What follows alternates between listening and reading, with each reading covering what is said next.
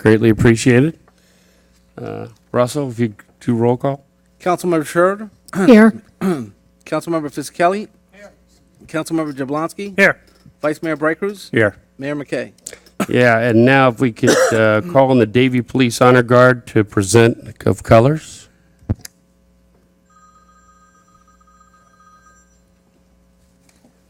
Should we stand? Let's stand.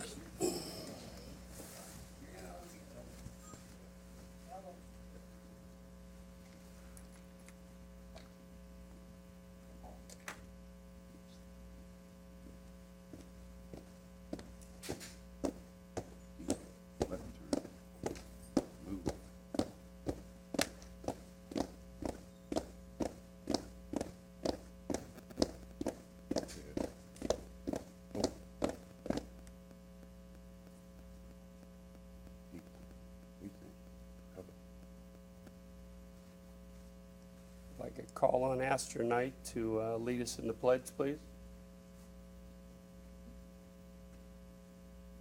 Let's do the pledge.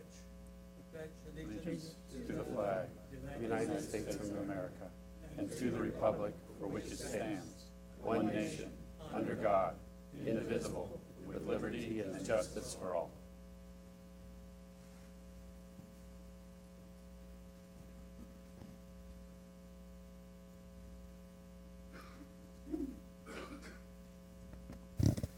I'd like to call up Madison Sullivan to lead us in the national anthem.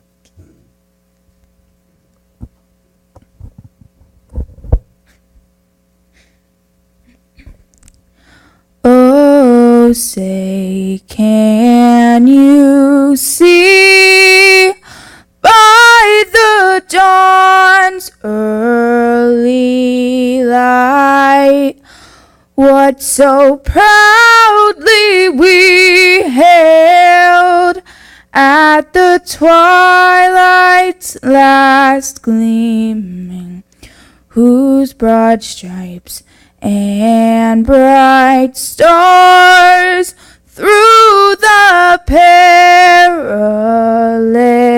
fight o'er the ramparts we watched were so gallantly streaming, and the rocket's red glare, the bombs bursting in air, gave proof through the night that our flag was still there.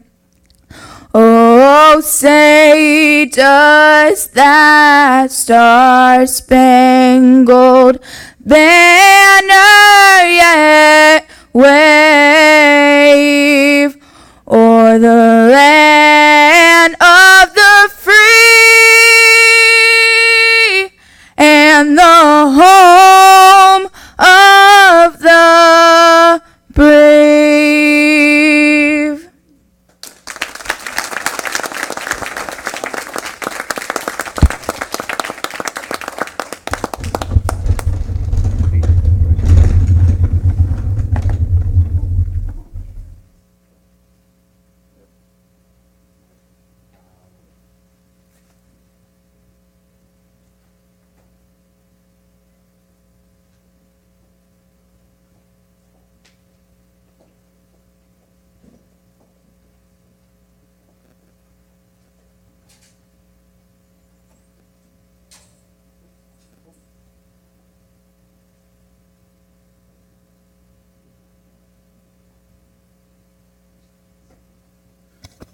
Thank you. Please be seated.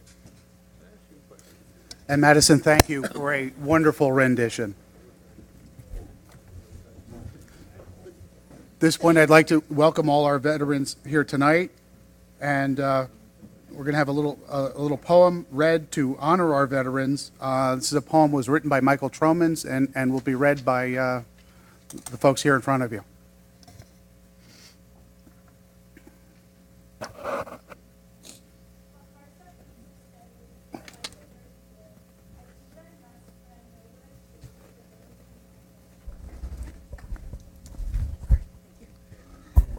Just start over. It's okay. Let's start over.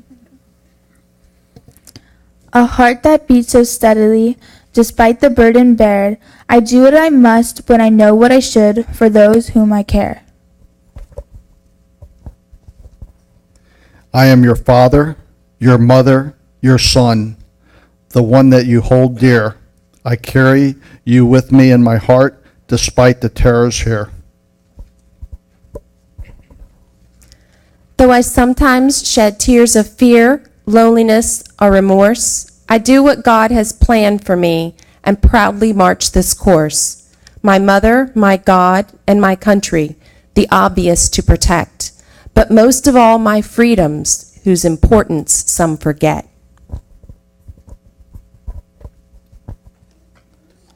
No matter the time, the place, or the leader, I've always stood to fight. What I love is worth every pain to defend what is right. The bones and blood that make me may be weak or frail, but I will stand and protect my home and people without fail.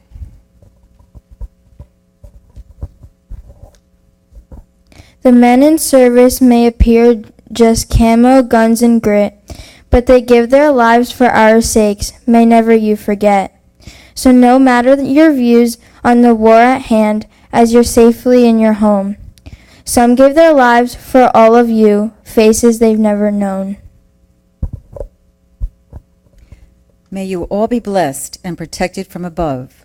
We owe to you the happiness and peace we've come to love.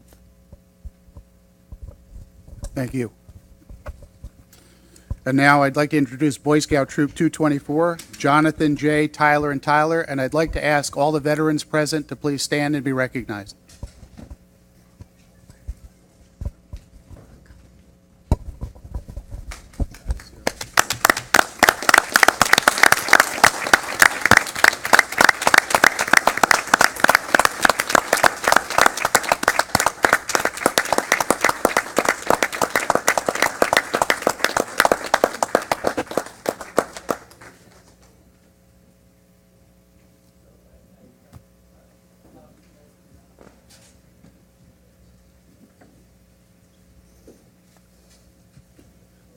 Thank you.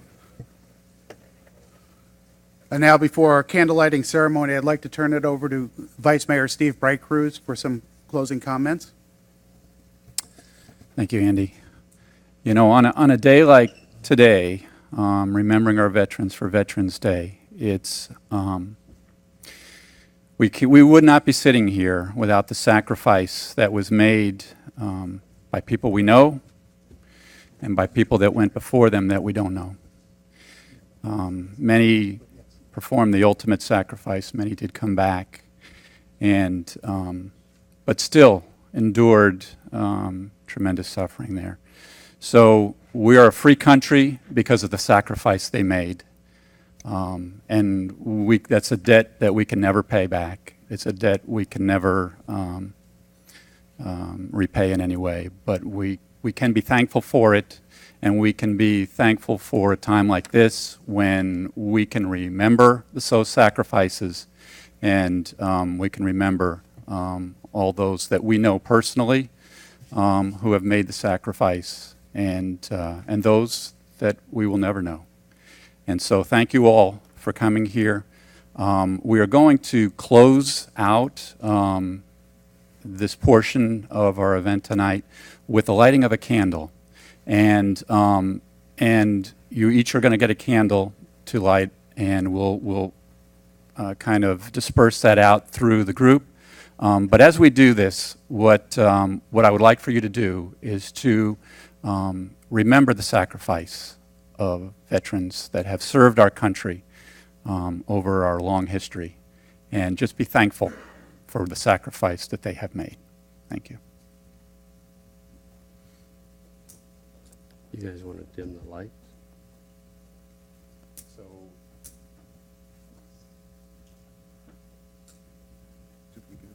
can bring up candles for the council.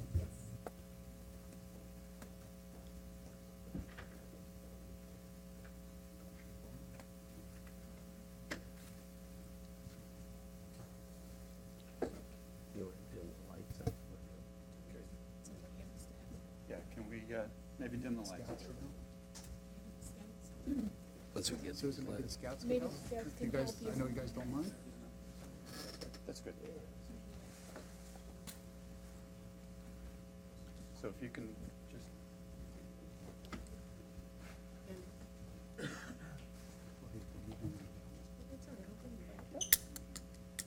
Thank you, Manny. Thank you.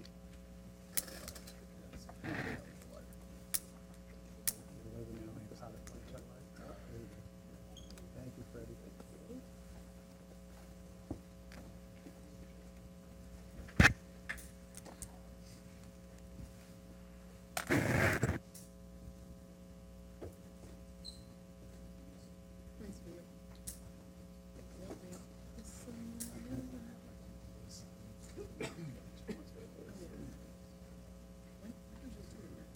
Oh, we're working on it. We're getting the bids together. And George is trying to, it's talking. This is for Happy birthday to you.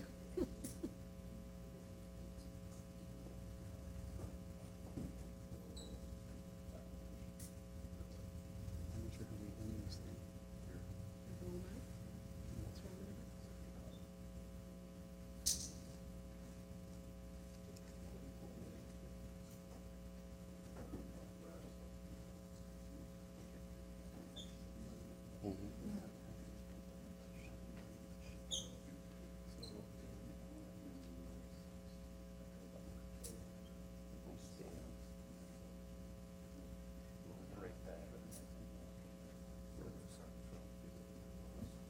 You guys want to sing happy birthday to me? No.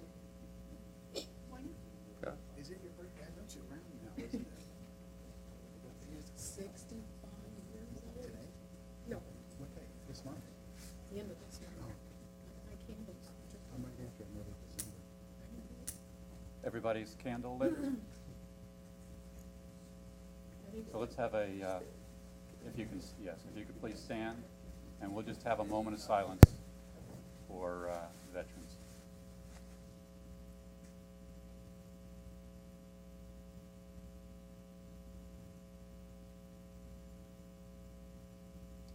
Thank you very much. Madison, I just want to thank you as well for arranging all this. It was a wonderful experience. Thank you. Thank you, Madison. Thank you, Madison. Great. So you can just set your candles down. Thank you very much. Good job. Now you gotta top all that and run a meeting. Right. That's the easy part. That was nice. Nicely done. Thank you. Susan, thank you for everything you did. I have a jacket in my office. Let me bring you a jacket. Well, ladies and gentlemen, that was a great ceremony and a great way to honor our veterans. And I just want to remind everybody that most people don't realize this, but when you serve in the military or branches, whatever branch of the military, the day you take the oath, you sign a blank check to the government of the United States that includes up to payable with your life. Most people don't realize that. Right. So I just want to point that out. And also want to thank Madison Sullivan. Great job. And I know she's had some help from her cousin, Savannah Hodges. Thank you. A special thanks to Kathy for loaning us Madison. That was great.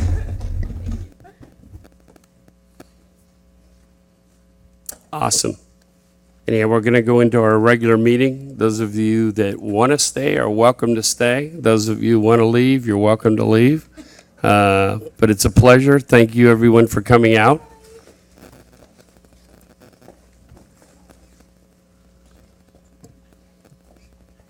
All right, selection of vice mayor.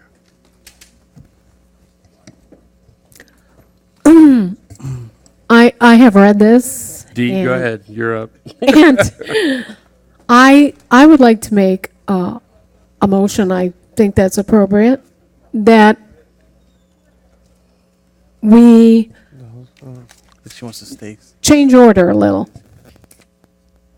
I'd like to, I think Gary was up next, if I Oh, recall. okay, then but- Gary, No, you no, go I don't ahead. mean to talk, but I'm just saying, that's fine. I think Gary was up next, but I think we had a suggestion or recommendation to do something different.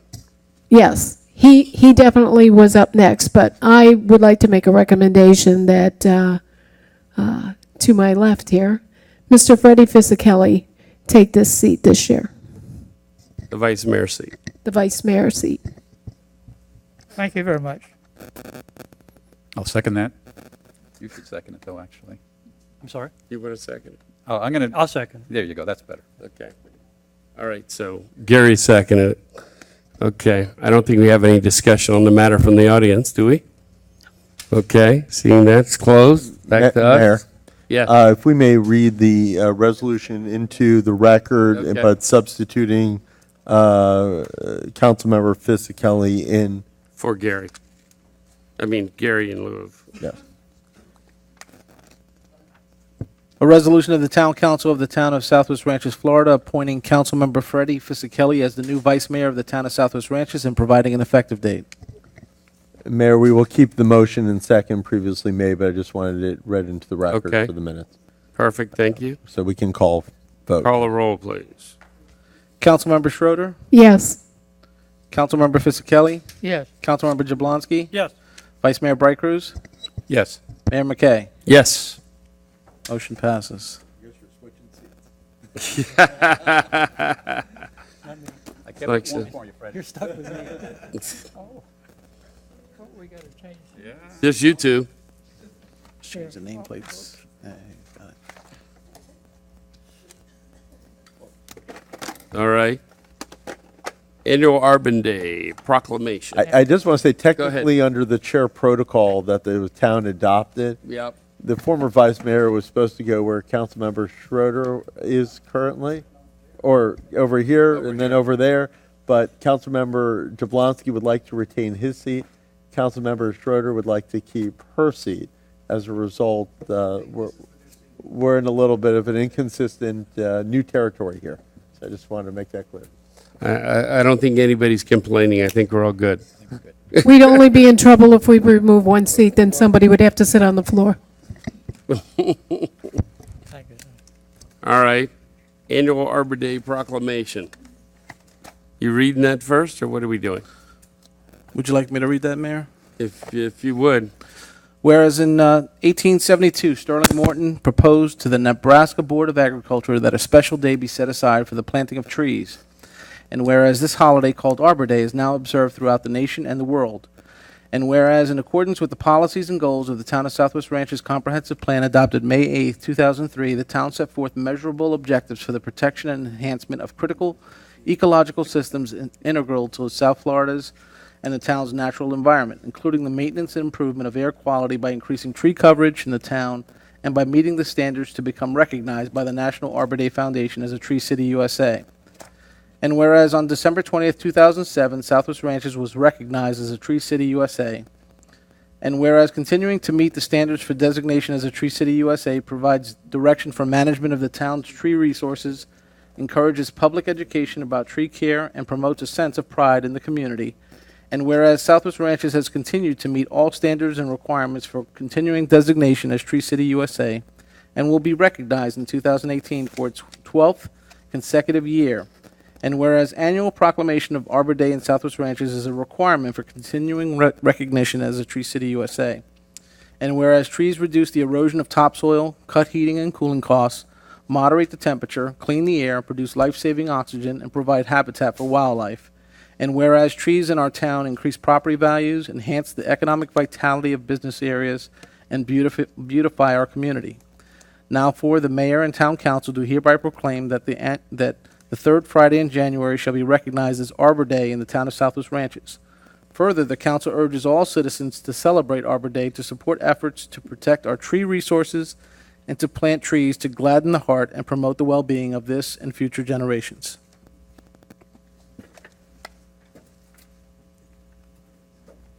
All right. You guys want to walk down and give this to December? Perfect.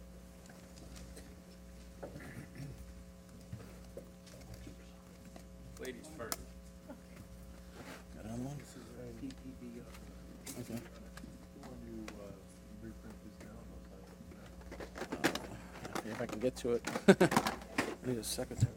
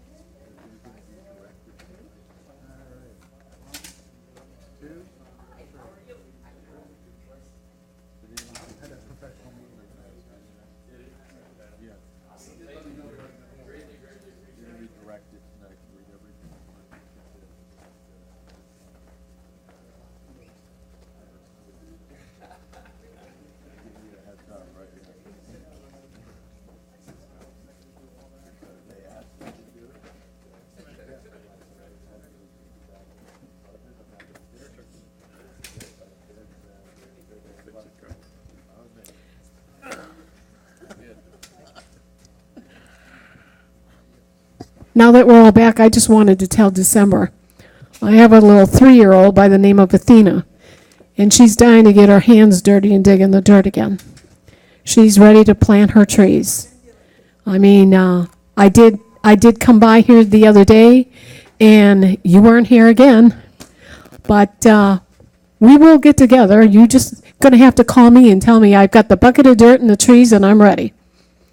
And I can't guarantee she's not going to steal all the jewelry from the back, those little rocks.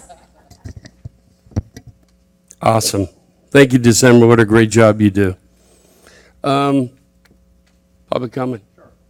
Mayor, tonight you have only 4 speakers, but all 4 are speaking on the same issue, it appears, which is 130th. So I assume they're all united, whoever's speaking on 130th. So I don't know if you want to come up as a group or one by one, whatever you all feel most comfortable doing. But anyone wishing to speak on 130th?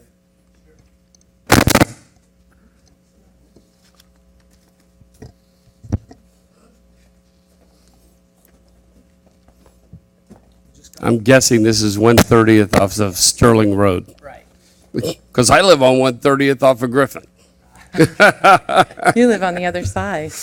And whoever speaks, just state your name for the record, but I assume everyone's in alignment on what you're saying, which is why generally we don't call up a group, but everyone said the same thing on the comment card, so I said might as well call That makes everyone up. sense. So if you could just state your name and why you're here. Christine Nanfelt, and we are all here about the public/private issue on 130th.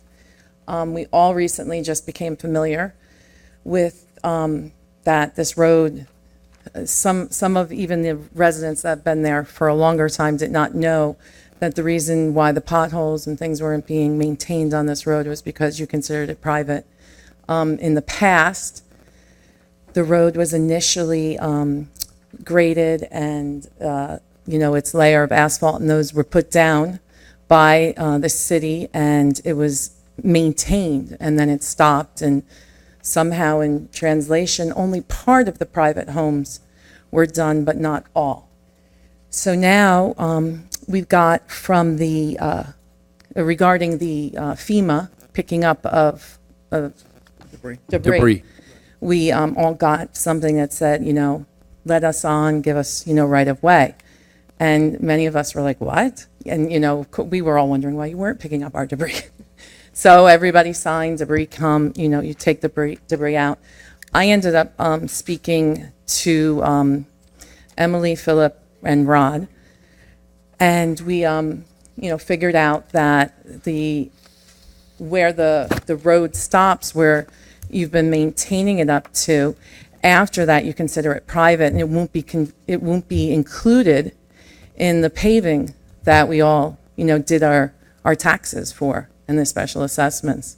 So now why that's being done, it seems very unfair to us, since part of the road that's private you have been taking care of and is slated to be, paved. Now, the residents on that road want, we don't want, it's not like we're trying to hold on to this road private. We're very willing to do what the first 2 residents on the road have done, which most of us thought we already were, which is to own up to the road.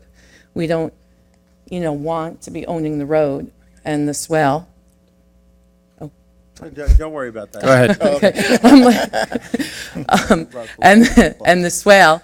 So, we have a petition to turn the road over to you. Now, that's a continuous, all of the owners up through our house, have signed and want that. So right now, that's 4 houses further than where you're paving already.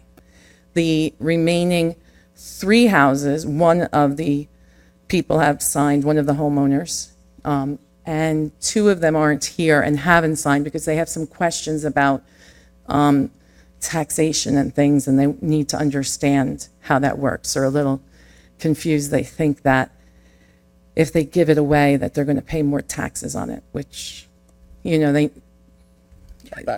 Right. So, but they need to, figure that out. And so basically we're petitioning to give away the road, absolutely up through our house and also the Ball's house at the end of the road. And that's pretty much our issue. Andy, are you up to speed on this at all? I'm aware of the issue peripherally. I know the vice mayor's had some conversations, and I think Rod Lay, the town engineer, has been involved in it. And obviously, we'll pick this up and work with the residents. Okay, well, I think Keith is going to have to be in the mix on this also. Of course. It's no problem. Obviously, to reach the Ball's house at the end, you need the filler in between. Right. So, as this proceeds, try to get the remaining 2 owners.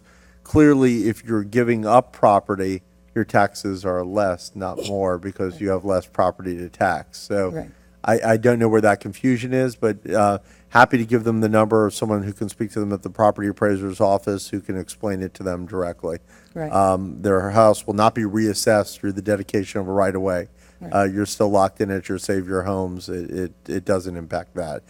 So really, at this point, if you get the last 2 and the council, through a policy decision, is willing to accept the responsibility of maintaining your road, there's no real barrier to doing it. It's just signing of a special warranty deed of the roadway to the town. Okay. And now if the 2 of them do not sign for whatever reason, which I can't imagine that happening once they understand. Then we would have to stop at the last home. At ours, okay. That's fine, yeah. No, I pretty much figured since you're stopping at house 2, stopping at a house 6, Right. It's not much of a difference. Okay. So, if I can just jump in just for a Go ahead. comment. So there's really 2 things that we're talking about here. I'm over here.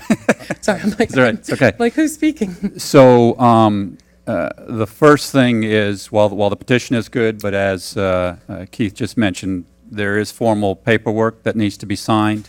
Rod is here. Rod's right over there. Rod has prepared, knowing that you all were coming tonight. He has the actual documentation available to you for you to sign. So please see him before you leave tonight. Okay.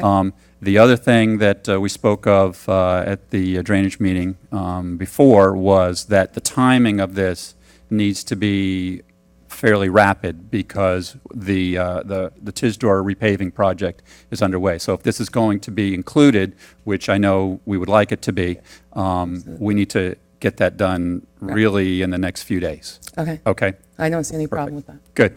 No, we're good. Thank you We're all all for ready. coming out. By the Thank way, you all the for signing coming. tonight is to remove the hurricane debris. We don't have the warranty deeds yet for the road, so I think you... No. I think that's what... You have the warranty deeds on the dedication? We, Oh, Well, but it's... Well, maybe you guys need to maybe no, take a he's saying he quick... doesn't have anything. what we have is the petition signed for Oh, the dedication that's to not a legal Tisdor. document. Yeah. Yeah, but I want to be clear that this is not about the pickup of the debris. This is... I understand, this is a road dedication, Right. but So if we don't have, the right- we've got to move quickly on it. I understand, but he does not have those documents, because we've never been asked to prepare them. Do we need to speak to Rod? Do you need him to? No, come no, up? he's confirming that. Okay. So do we need anything else other than this petition, or? So the petition was a starting point, okay? Okay. We definitely need everybody on board for that, but then as part of the code, what's this information I was gonna give you now is we need to get all the sketches and legals and descriptions and everything ready to process. Basically, we need to know exactly what you're gonna be dedicating to us. Okay. So we need to do that. All right, and so we'll match it But to we what have the, that. Yeah, the that's- beginning of the road That's the is. starting point, that's what we Okay. need to start. You know, I'm not on the list. Is there any way I can ask a question or? Sure, come on up. Sure. I'm not quite sure how this works, but apparently this easement was not given to the city, so that we're on our own for a lot of services. Giving this easement back to the city, does that have any implications to me as a homeowner, other than receiving better services from the city? Takes liability off you. No, I Keith Polikoff, I'm an attorney for the town. Right. A couple things, Rod, and I got to jump around a little bit because I want to make sure that while we're here, we might as well get this done the right way. I'm good. Is there a survey of the actual right-of-way that they're to dedicate? Have we done that? We have not got that yet. Okay, so we're going to need a survey regardless that's going to determine the legal description and each person's section of, is it a 20-foot right-of-way? Well, and that's, I was gonna compare what was done before, basically, and then see if we needed the same amount. It's something we're gonna discuss internally. Okay, all right, and then you'll let me know, we'll send out the surveyor and start the process. As for your direct question, you're making through the town has an easement today, okay? That's how we can pick up your garbage Right. and provide life safety functions on But the you road. don't own the road. We It's do not neither. have we don't have the ownership of the right-of-way itself, which is why we don't maintain it, which is why we can't pick up hurricane debris under FEMA guidelines unless you sign a waiver, et cetera. So drawbacks to you. If you are dedicating the roadway, you're making your property smaller. In 90% of the cases, it doesn't make a difference because you're all It's a roadway. You're on roadway and you're Right. conforming lot sizes by virtue of the fact that a house is there anyway. So, that's not a big deal. But some people, like to say 2 point whatever acres and they're including Right. the right of way. Others understand that. That is the primary drawback of dedication of a roadway is that you're making it your property a little bit smaller and lose some rights on that portion of the road itself, even though there's a public easement on it. As the mayor said, there are some positives. The positives are you don't have to maintain it anymore. You don't have to fix the potholes. The town can put it on its pavement plan. The town can take the responsibility. The number one advantage of why people want to give roads to municipalities, and a lot of times they don't accept it, and that's why I made that caveat before, the number one reason is liability. And the best people to ask, if anyone's here, is the Griffin 345 plat, who wanted to keep all their roads, and they kept all their roads, and a woman jumped out in the middle of the road in an ATV. Hit her. Broke both her legs. And they suffered $3 million loss as a community, and they all had to pay their assessment to the $3 million loss. Right. So that is the number one reason why people don't want roads, because if anyone got injured on your private road, it's your liability. Well, am I under the assumption that the city would like to take this road under its, purview? Because I don't know if you've ever driven down it, but essentially it's a road, and then suddenly right in front of my house, it's no longer your road. I mean, it doesn't really make much sense. I don't know how it happened, but it's not like it's another road that's linking to this road. It's literally 130th Avenue stops being yours and becomes ours. In other words, Right. it's the same exact road, there's no difference. There's no difference. It's not like a private driveway. It's not, it's 130th Avenue. Yeah, so if I can jump in there. Okay. Sure. So I would say that out of deference to these folks here, we probably should give a little feedback whether, if they go through all this effort, whether the town would be willing to take the road. I'll speak for myself first, and while we do not actively negotiate and request road right-of-ways, I certainly believe that that's part of what the town should be responsible for, and I certainly would be, in favor of taking that for those that are willing to give it. Well, and it's a growing and wonderful part of Sunshine Ranches. There's a lot of activity on that roadway, as you well know, as far as development, and I can't imagine that you wouldn't want to, it's in the heart of your city. I mean, it really is, and it is clearly, appears to be, there's nothing that would, as you're driving down the road, that would tell you that you're going from a Southwest Ranches road to a private road. I have not heard anyone on the commission oppose this item, correct?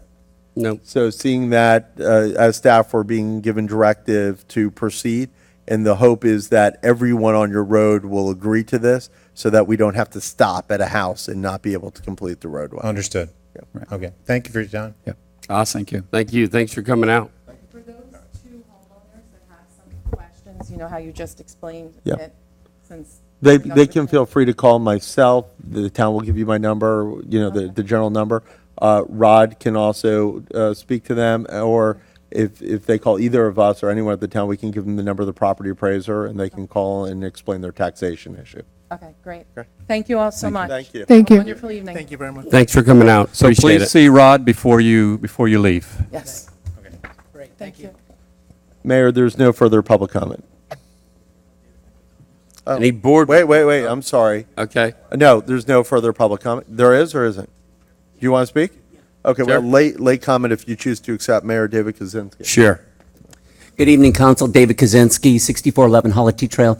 I'm just going to address a couple of issues. I've had a couple of my members of my homeowner association speak with me about now that the debris is almost done, the cleanup, there have been a lot of potholes created by trucks that have been pulling out the debris. So they'd just like to ask that we can move forward with getting the potholes filled. And second of all, I was advised that along Volunteer Road, and I don't have firsthand knowledge of this, so I'm just repeating what I heard, that supposedly somebody from the Ivanhoe area had told their residents that they can take their fill and put it along Volunteer. And that's why it has been just a mass of debris appearing along Volunteer. And some of my members have talked to me saying that the debris is now so high that it is an obstruction to their viewing of traffic coming down Volunteer, thus becoming a traffic hazard. So those are the issues that I've been talking with my members about, and that's about all I have. Have you contacted the town regarding that problem or danger? I have not. And so- I would all tell right. you the police department probably needs to be notified, and Andy needs to be notified. All right, thank you. Okay? All right, thank you. I have a question also, David. Go ahead. Because under Florida law, once you advise a municipality of a pothole, they have to fix it. Yeah. Could you please provide a list of all the potholes Sure. that you spoke about, and it needs to go to Emily? Is that who Sure. does that? Sure, absolutely. I'll give it, yeah, thanks. Appreciate it. Okay. Any board reports? Seeing no board reports, we'll go to council member comments. Okay. Dee? you wanna I'd like up? to go first. Go right ahead. First, I'd like to ask everybody for a moment of silence. A gentleman by the name of Jeffrey Paul Hagan, who was related to Rich Hagan and Joanne Hagan, who were residents of this town for many, many years, has now left us. But before we take this moment of silence, I would like to tell you a little something about Jeff. Jeff, at the age of 3, incurred an injury which left him mentally challenged. His mission in life was to raise his chickens. When he left his mother's house and went to live with his brother, that's all he did. Breakfast, lunch, and dinner was his chickens. If he did something to upset you or hurt you, he could never say, "I'm sorry," enough. My heart bleeds.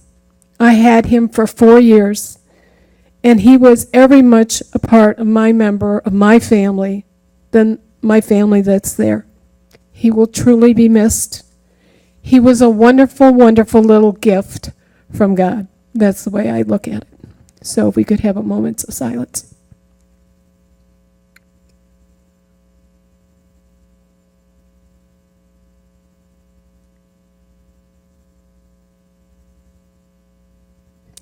Thank you very much. The second thing I'd like to speak about is I just celebrated my 1-year anniversary as a council member here yesterday. and I'm very proud of it. And I think I've been working pretty hard, and I've tried my best to listen to everybody and to show courtesy and respect to all. I've heard several times from the president of the HOA on different issues. I was elected at that district to represent those people. So my thing is this: if you have an issue or you have a problem, you can call town hall, you can leave a message there, or you can call me direct, and they will give you my number. I don't have a problem passing that out. But what I wanted to say is, David, if you could give me a list of the different people that you have talked to about some of these issues, such as tonight, names, I would love to call these people back, address this issue, and perhaps, give them the information that they need. So, like I said, if you could get me a list, even on different things, it's kind of like my job, and I feel like I can't really help the people in my area if I don't know what their concerns are. So if you could do that, it would be greatly appreciated. Thank you. And I think that's all I have to say. Gary? Yeah, I'll go. Go ahead. Thank you, Mayor. Sure. Thank everybody for coming. Just a couple announcements and a couple of comments. Town Hall is going to be closed tomorrow in honor of Veterans Day, just FYI. The 16th, we have a FDOT meeting at the Hampton Inn from 5:30 to 7:30 p.m. That's Thursday, and that deals with what they're going to present to us, exactly what they want to do with Griffin and I-75, which I believe that's on the agenda for tonight, but I don't want to get into the discussion of it now. I just want to get into that we have that meeting, and hopefully we'll be armed with something more. The Hawks Bluff Elementary School and the Education Advisory Board is having a food truck night, 5 to 9 on the 17th, which is Friday. And then on the 18th, we have the Ride for the Ranches, I think it's the third annual one. Am I correct? Right? Third annual Ride for the Ranches, 11 to 3 at the Rolling Oaks Barn. A lot of fun. You're going to see some really nice cars. I mean, really nice cars. And it should be a pleasant day in November, so I urge everybody to go. Admission is free unless you bring a card. Then you get charged for it if you want people to look at your car. The 9th of December is, and not that December, the month of December. The 9th of December is the Fun Horse Show at the Equestrian Park. I don't have the exact time for that. December, do you know what time the sign-up is? Is that? Registration begins at 8, show starts at 9. Thank you. It starts at 8 o'clock in the morning. So I want to make sure everybody goes to that. Excellent picture-taking opportunities. Have gone every year, taken lots of great pictures of kids on horses. It's a lot of fun. Everybody really enjoys it.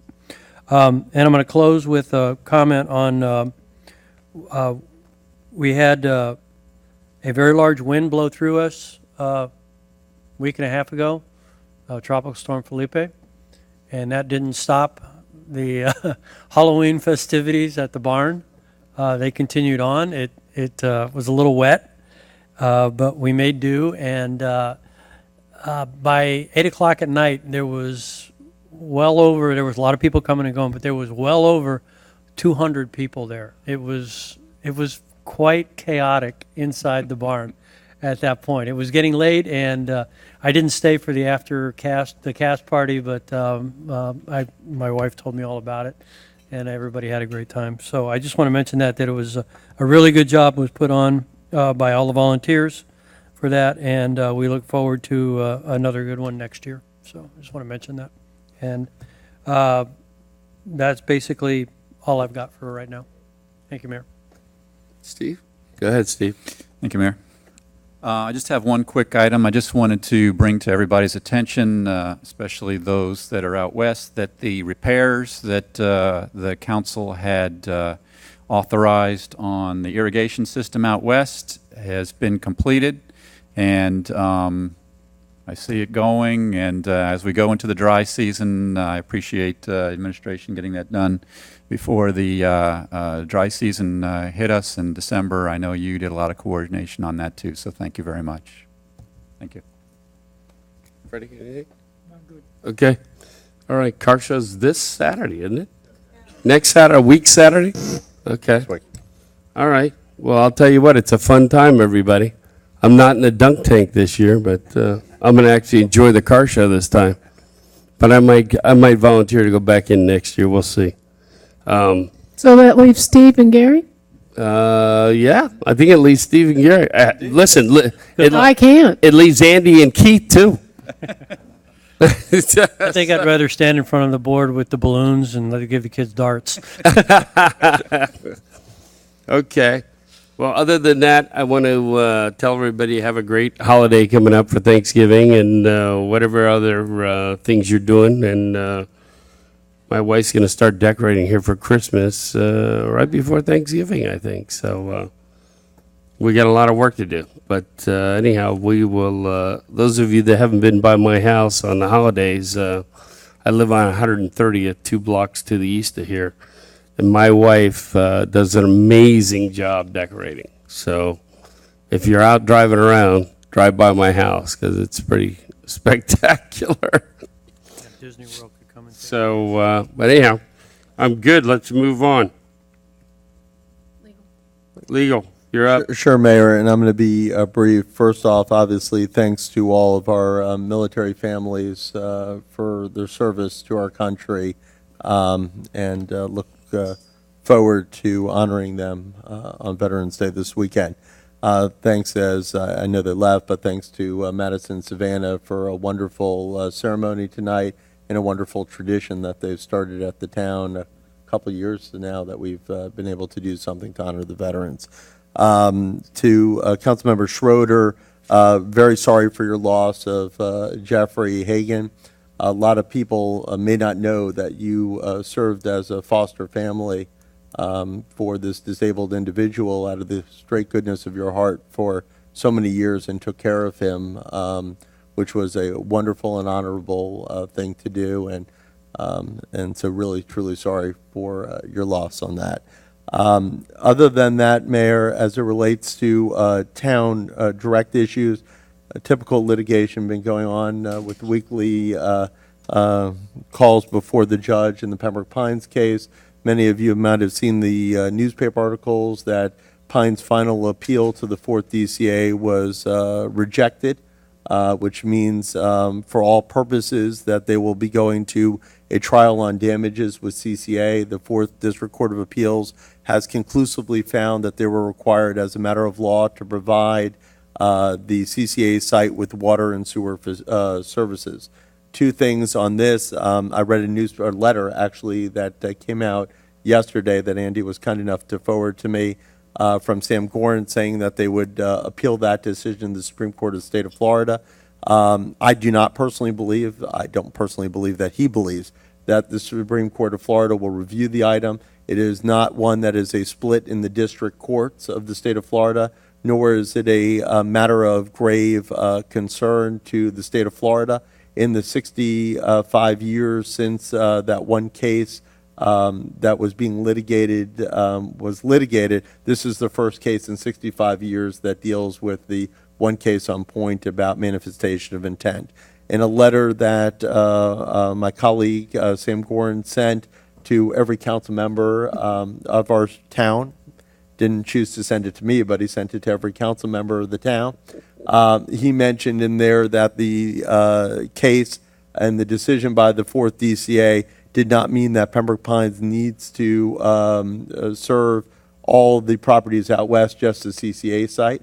I find his letter to be nonsensical, because if the Court of Appeals found that Pines manifested its intent to provide water and sewer services to the CCA site, clearly they manifested the intent to provide water and sewer services to the sites directly adjacent to the CCA site, which would be feeding off the exact same line that they ran to the CCA site. So I just wanted to explain our legal position relating to his letter. Other than that, on agenda items tonight, there was a placeholder for Widow Bryan resolution to expand their services to help with the FEMA reimbursement and the FEMA processing. That resolution is not fully approved yet. We're still in contract negotiations with Widow Bryan. Basically, it deals with an indemnification provision. We want them to indemnify us that if the contract is determined to be invalid for any reason, that we're held harmless so that we are not paying the FEMA fees. And that's going back and forth with their legal counsel, their in-house counsel. They have still not approved the language that we believe is necessary to protect the town. This is a resolution of major importance to the town because it's processing our FEMA claims. As a result, Andy or the mayor may need to call a special 5-minute meeting at some time in the next week just to come in and to approve the final version of that resolution. Even at, and Marty will tell you, even at 6 o'clock tonight, they were reviewing the language and still hadn't gotten back to us on the final version. So we tried to get it here tonight, but it just was not ready. And everyone in the administration felt we'd rather have it perfect than have a risk for the town. So we're withdrawing that one item from the agenda dealing with Widow Bryan. Other than that, no further legal comment. Okay. Andy. Yeah, thank you, Mayor. I think everything I had to touch on this evening has been touched on one way or another by council or by the town attorney. So I'll donate my time to the lengthy agenda we have ahead of us. Thank you, Mayor. Okey-doke. Number 10, resolution. This is a resolution of the Town Council of the Town of Southwest Ranches, Florida, approving the third amended and restated interlocal agreement for public school facility planning, Broward County, Florida, authorizing the mayor, town administrator, and town attorney to execute any and all documents necessary to properly effectuate the intent of this resolution and providing an effective date. And Mayor, as you know, this item was on the agenda 2 weeks ago. We had representatives from Broward County Public Schools who were in attendance. They're here again and supplemented with additional reinforcements this evening. I know we had a lengthy discussion with them. There were many questions that were raised by members of the council and actually some members of the public. Mr. Acabuso sent us some, I believe, some answers to some of those questions, which I shared with you all via email the other day, and then I printed out hard copies for you. So they are here to, I guess, address the questions that you may additionally have or try to move this item forward or not. And I'd certainly like to ask them to come forward.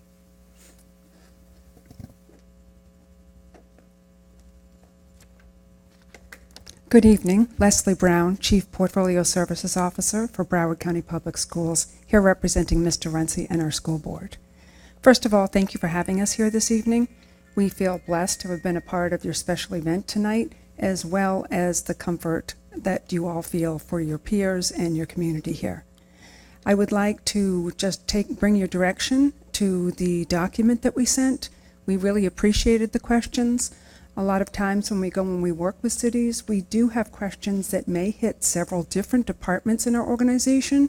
We took them very seriously. We went back and worked with each of the departments over which those questions could be answered, and we reported them back in a document. So I'm here, as well as some of my staff, to answer any additional questions you might have, and particularly if there's any specific questions about the amendment to the interlocal agreement, we'll be happy to answer any questions. Thank you. Steve? Yeah, thank you, Mayor. First of all, I'd like to say that I appreciate, I've read all the documentation and the follow-up spreadsheet with all the questions and answers on it, and I appreciate the time and effort that went into that, and the fact that, frankly, you did follow up on it means something to me, because I know it's a big organization. I know it's tough sometimes in a short time frame to respond like that. So thank you. I'm not going to go through those things and all the items because you all have answered those and I've read through that. I think what I'd like to do is just summarize probably my biggest concern from a standpoint, and that is the fact that. I feel like there's not a commitment at this point to prioritize getting all of our students out of those portables and into the permanent construction for our schools. And I really feel like that should be a primary objective of what we're doing, because those portables, I understand there's a program involved to identify ones that are substandard and to take care of those things. But from my experience with my kids, and they were in Cypress Bay, wonderful school, terrible portables, okay? And there were times where, frankly, they were in conditions that I didn't even think were healthy, mold and other issues where the rain was just coming in. And were they addressed? Yes.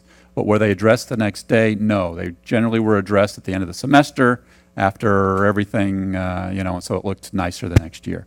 I just don't feel like that's acceptable.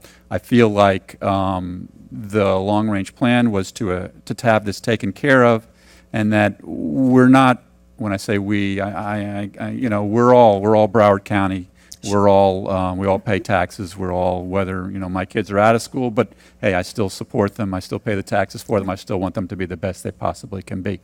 And I feel like this particular item is not prioritized the way it should be. I think personally, I feel like it should have already been taken care of by now. So I just wanted to summarize that, kind of get that on the record one more time. Any comments you have along those lines, I'd be welcome to hear them. Yes, thank you. Through the mayor? Yes. One of the things that I think is very important, and we'll be happy to come back and share the actual plans with you, is that both Cypress Bay and Falcon Cove are in a replacement process right now.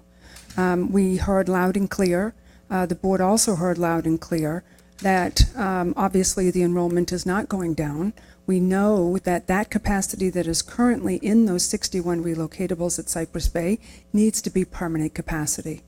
The design work has already gone out for that. It was contracted in July. We just went to construction management at risk contract about 2 weeks ago. And what's happening is the construction management company and the design company are actually working together. This is a really important model for such an intricate, complex rebuild of 61 classrooms on that campus.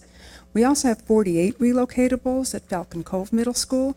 They are aligned in the exact same time frame as the design work and the construction work. And luckily, the same company bid on both sites, and particularly since they're basically on the same campus, they've been able to work together. We do have a design for the new building. There's a few more permitting pieces that are going back and forth, and if the town would like us to come back out, maybe we could just come to your office or anybody's office and share that plan with you all. You will see that we are truly dedicated to getting those students into permanent capacity, and that plan is on the books and it is moving. So I appreciate your comments, and we have heard loud and clear. Great, thank you. Thank you.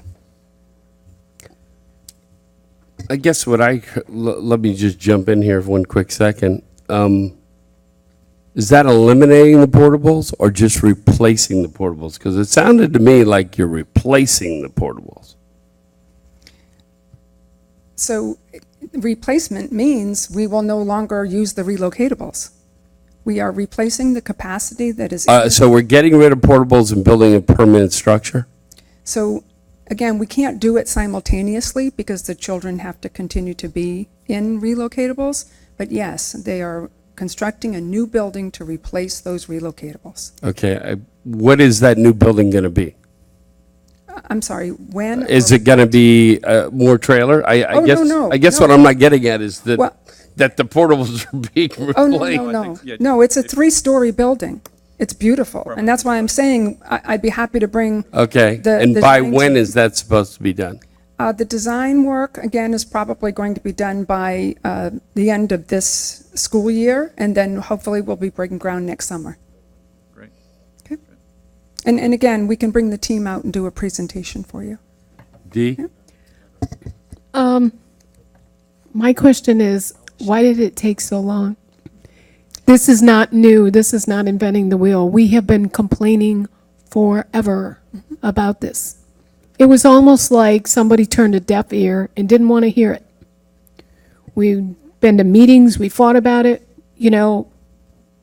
and got nowhere. There wasn't a plan. So, unfortunately, I want to piggyback on the priority. It is the number one. We pay some of the largest taxes in Broward County, whether it be school or not. And when I have to put my kids in a portable, I wasn't happy with it.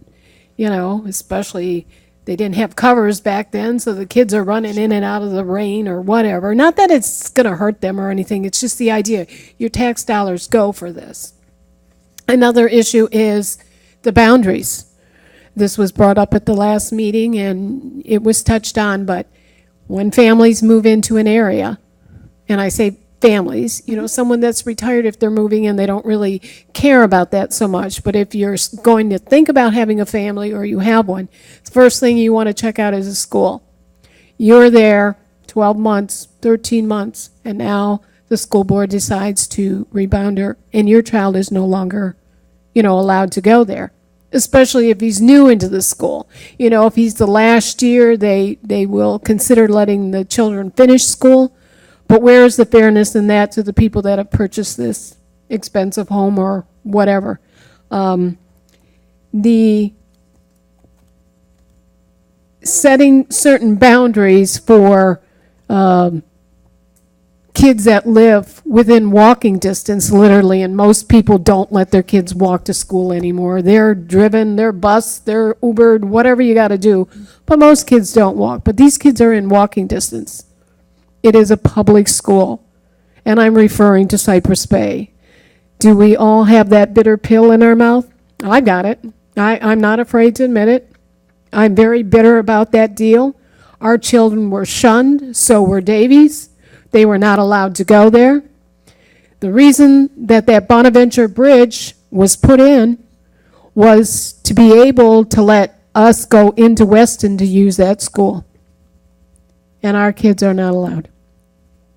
So through the mayor, if I go right ahead. Listen, in conversation, go ahead. You can go back and forth. Okay, thank you. At the board meeting, we're not allowed to go back and forth, so Okay. I appreciate this No opportunity. Councilmember Schroeder, I think there's been some history of communities having to make some moves when we opened West Broward High School.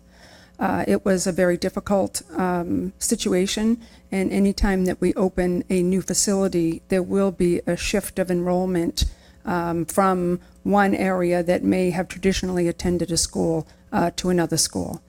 When we do those types of shifts, we do know that it does impact families, and at most of the opportunities that when we have to do that, we actually phase it in. So it's not just the seniors that get to stay. We have the new students that are coming in to a school, like the new ninth graders would attend the new school. That's how we do our boundaries unless we're opening a brand new school, because when we open a brand new school, it's a shifting of enrollment based on capacity of one school and shifting to another school. Based on a personal experience, I have two girls, 14 months apart. 1 year's difference in school age. It was told that my eldest, who would graduate in 2009, could stay and finish, but the other one couldn't. She had to go to the other school. Now, when you're putting a kid out on 27, and we all know 27, it's a great school out there. It's one of the best. Absolutely. I've heard nothing but great things, but you're still putting a child out on 27 to get there. My youngest said, I don't want to go to another school. And I said, I can only fight this so long. So the fight was over. I'll do 2 grades in one. And I knock on wood because I had one smart enough to do 2 grades in one. So she graduated with her older sister. If not, she was going. Now, where's the fairness to that kid? This is all about kids. It's not even about me and my tax dollars. Now it's the kids. Now I've separated siblings. And that wasn't right. And so for me to hold this bitter pill, I don't know if I'll ever let it go. Sure, I But understand. as a mother, don't ever mess with my kids. That's the only message I can say. And I know there isn't a mom amongst us, or a dad, that would not say the same thing. You can do what you want to me. I'm a big person. I can handle it, but don't mess with my kids. And when they did that to my daughter, it was like that was the last straw. And I had been to, I can't tell you how many meetings, fighting for all kinds of different things, as running for that office, and going to all the East schools and seeing how those kids were deprived of all the things that they should have had that kids out west had. There was no fairness. It wasn't across the board. And I've still seen some of it to this day, and I'm wondering, where's the fairness? So I invite you, I will personally take you on a tour of the schools in Eastern Broward. You will see some significantly beautiful schools that have probably just as much, if not more, than the schools out west. We have made significant growth under our superintendent, Robert Runcie. We are very, very pleased with his leadership and his dedication to equity, and some of these changes in our boundary processes have significantly been led by him. He absolutely requires us to do phase-ins so that families don't have to leave the school they're in. They are able to phase over to the new school, and so there are some very, very hurt families, and I can only apologize that on behalf of the district. It was not meant to hurt anybody personally, and we have learned, and we continue to work at getting better. So just my apologies to you and your family. Well, like I said, there was many hundreds of families Absolutely. that were devastated by that. We know that the move our impacted. sister, Davy, they were one of them. They suffered as well. We absolutely know that there was over 1,000 families that were impacted by opening a brand new high school and having to shift families to a new school. So thank you for those thoughts. I appreciate it. You done, Gary? Yeah, I have a, thank you for answering all our questions to the best of your ability. So it's not necessarily we like the answers, but they were answers, and I do appreciate that, because that did take some effort, and I'm perplexed on Broward County's school system on how they handle the charter schools. It's almost like they don't exist. At least that's the feeling I get for it. If I ask for a student census or something like that, I get a blank stare. Not necessarily, what I'm trying to hear. It's almost like charter schools are treated almost like the enemy or something like that. And I don't mean to use such a not the enemy. That's probably the wrong word. Sure. Now charter schools do report under me in the school district. So if you have I ask questions like, what's the census of each school, and how do the charter schools fit in it? And I don't get it. There's no answer. Well, it's all online. So if you go to the school district website, bless you, you will be able to go to departments, demographic, and student assignment. I can have one of my demographers give you a call.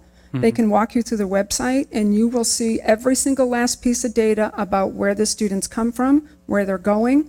You'll actually see enrollment by city of the different schools across the district. We can share that with you.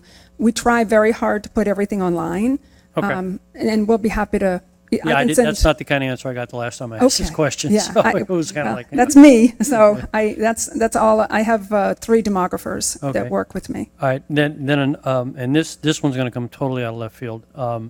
It's a big surprise. We have a really good elementary school. It's in Davie, but it's in the center of our town. It's called Hawks Bluff Elementary. Fantastic staff, and I think virtually everybody's child has gone through it. I know my 2 sons did. Everybody, and fantastic staff, fantastic principal, everything. We're currently trying to get a light there, and I'm only bringing a traffic light. Okay, I'm sorry. On Dykes and Sterling, and you guys occupy the prime corner, right there. And every time we've discussed it, we've always said, and we've got your attention at the moment. That's why I'm bringing this up. And I said left field. I meant it. Is there anything that can be done to bring that to the forefront in your planning with Broward County FDOT? That's significant.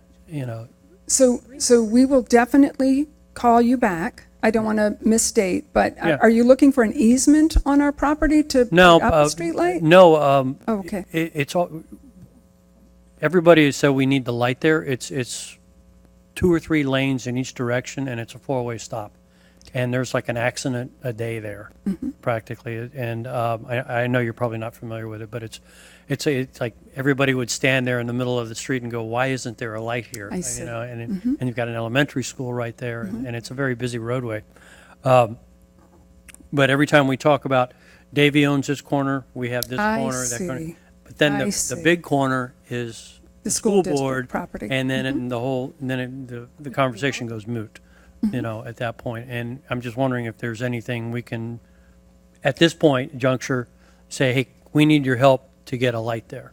And that's, you know. Well, we can definitely take a look at it with you. One of my departments is facility planning, and they are the group that does all easements and works between cities when we have these kind of crossover opportunities. I just have to really quite be honest, is that the district does not have funding for traffic lights. However, we certainly can bring different communities together as well as provide easements to our property to be able to have something like that done. 800. Yeah, that's something, if you could follow up with Sure. Town Administrator Andy. Sure, You know, on that. absolutely. Because we've been trying to get a light there. We appreciate and that. it's, the participation has just been with Davy and us, but the school board is a major Absolutely. component, or the Yep. school, you know, Yep, school we, system. we work with municipalities all the time on easements. We've Okay. been, All actually, right, thank you. Mr. Acabuso You- works on the easements for us. You just talked about not having funding for that,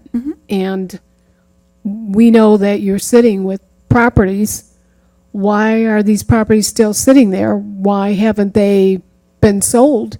I think one of the ones she's referring to is that the property the town of Southwest Yeah, Ranches sold to sure. the school board. Yeah. That they turned around and told us we sold them swampland that we weren't too pleased about, and said we'd gladly buy it back. Yes. Yeah, well, so I can tell you that I personally don't know where that language came from. It certainly didn't come from us. I have a feeling it came from newspapers, but that's an interesting history about that piece of property. We believe that piece of property is very important to our portfolio at this time. We believe that with the growth and the construction and expansion in this area, that our board has directed us not to sell that piece of property. So we believe it's an important part of our planning for student enrollment in the county, and particularly in this area. Okay? Would this be something that would come up again where they might discuss it, where we could attend a meeting and see why this is so important to them? We actually bring our real estate portfolio back to the board about almost annually. So we can certainly let you know when that comes up again. And If they could notify town hall and let them know, we'd probably love to attend a meeting. Absolutely. We can work through Mr. Burns and just let him know if the next time that we are looking at the portfolio of real estate, and let you know that the board will take a look at different pieces of property. That's usually how it works, is my team actually brings pieces of property to the board discusses it obviously openly in the public, and then we take direction from the board. Okay? Steve? Thank you.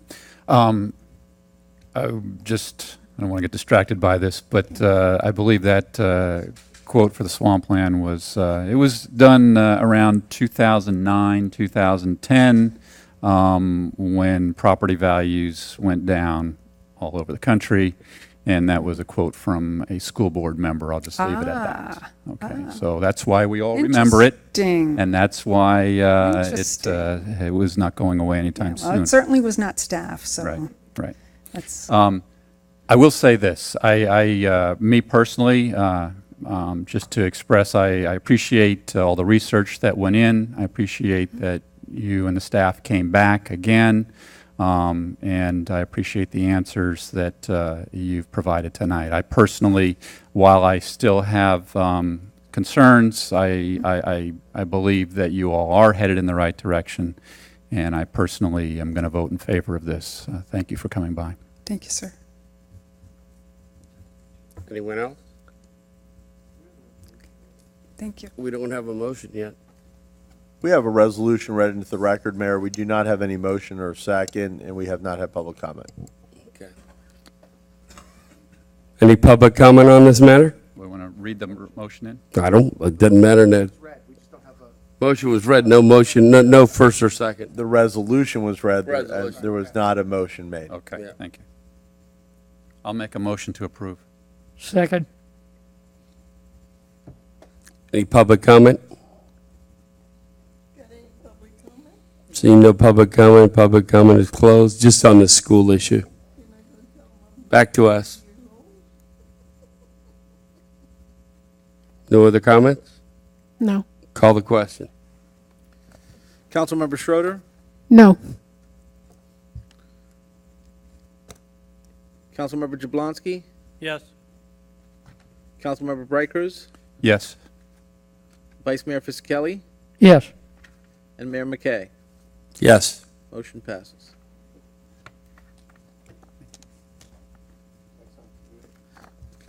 Just thank you.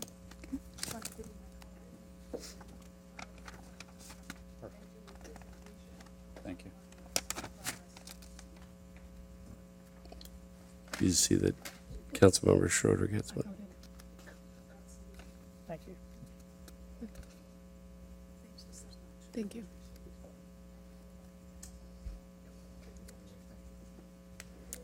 One more for me. I gave it to. Thank you. Thank you.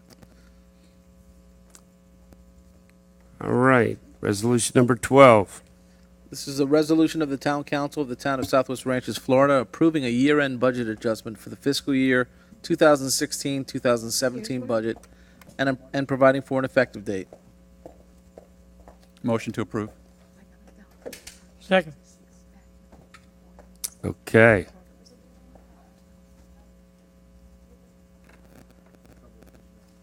Any Give Marty a... Marty, you're up. Okay, good. Thank you, Mayor, Vice Mayor, new Vice Mayor, council members, and the public. Tonight, we have to deal with our year-end budget amendment to satisfy Florida statute's requirements, 60-day requirement to amend the budget. From the council communication narrative, it gives you a little detail as to the specific revenue line items and expenditure line items. For an overall perspective, the fact if there's only two funds that required the budget to be amended at this time, which would be the general fund and the solid waste fund. The other two funds, none of the expenditures or revenues exceeded their appropriations, so no budget amendment is required. In regards to the general fund, we have specific requirements as it relates to individual departments in accordance with the town charter. We only have 4 in total. From an overall perspective, you will see from the totals on the chart, considering the fact that we have an $11 million budget, the fact that we only have $173,000 increase in revenue and increase in expenditure is wonderful. That represents less than 2%, to be exact, a 1.6% budget amendment. And that includes our emergency management, any extra work, so we have that covered. The unique thing with the emergency management that we were informed by our external auditors that yes, you have to record the expenditures, but you can't record the revenues. The revenues, which we expect to only impact us 5% for a certain period of time, and then to a maximum of 12.5%, depending on FEMA approval for reimbursement. The net effect is very minimal. So the general fund actually includes those items within the departments. The biggest item is our building permitting fees. You will see the $181,969 increase in revenue. We've had, it's very difficult to predict permitting activity through the year. So, of course, we've had a fantastic increase from approximately 419,000 to 600,000. So that represents the 182,000. I'm dealing with whole numbers for rounding. Correspondingly, on the department side, you will see the permitting services requires the 149,000. That's all due to the 75-25%. So obviously, we don't pay 100%. We get back. We have other internal costs that we need to recover. So that is the largest increase. One of the smaller items I like to mention is the scholarship fund. You will note that what we did even with the 18 budget, we anticipate 7,500, but in effect, we got in over 20,000 of scholarship funds from the big success of the SEAB board, Scholarship Education Boards, which enabled us to grant over $20,000 in scholarships, and that is all fundraising activity. None of that is tax funded, is the major item within your legislative fund. So that requires a slight increase. Town attorney was really the only department that required a slight adjustment, approximately 5%, and that's all due to the unexpected extraordinary legal expenses required through the year. I was expecting at the amount of activity to be even higher than that. So that's a welcome, warm addition. So in the big picture, it's a less than a 2%. I'm asking approval for the general fund. Moving to the solid waste fund.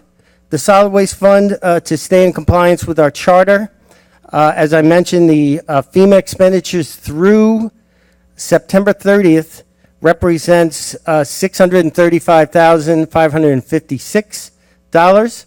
Again, we only have 5% because we're getting a 90% reimbursement from the federal, a 5% we expect from the state, but we have to record the full expenditures of this amount that will flow through the financial statements.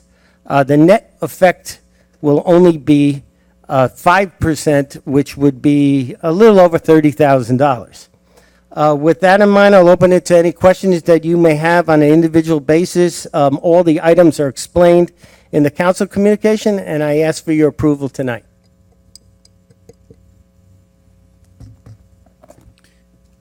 Any public comment on this matter? Seeing none, public comment is closed. Back to us. I'll just say, Marty, a job well done. This is, it's another successful year with this. It's amazing, really, for an $11 million budget to be able to get to this point of the year where we're summing everything up and putting everything and determining how things happened and how it was spent versus how we thought it would be spent really like 18 months ago when you first embark on putting a budget together. And to be this close is a job well done, I know, for you, for your staff, and for all the departments here in Town Hall. So thank you.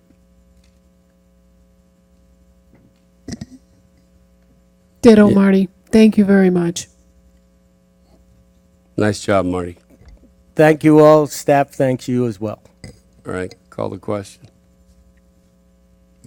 Councilmember Schroeder, Yes. Councilmember Jablonski, B comes before J. I just want to point that out. It does. Comes before J. It does. Yes.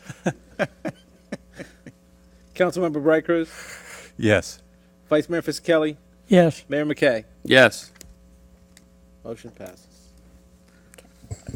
Yeah, Mayor? No, but Yes. If I may, I just want to set the table on really the next three items, if I may. Go right ahead.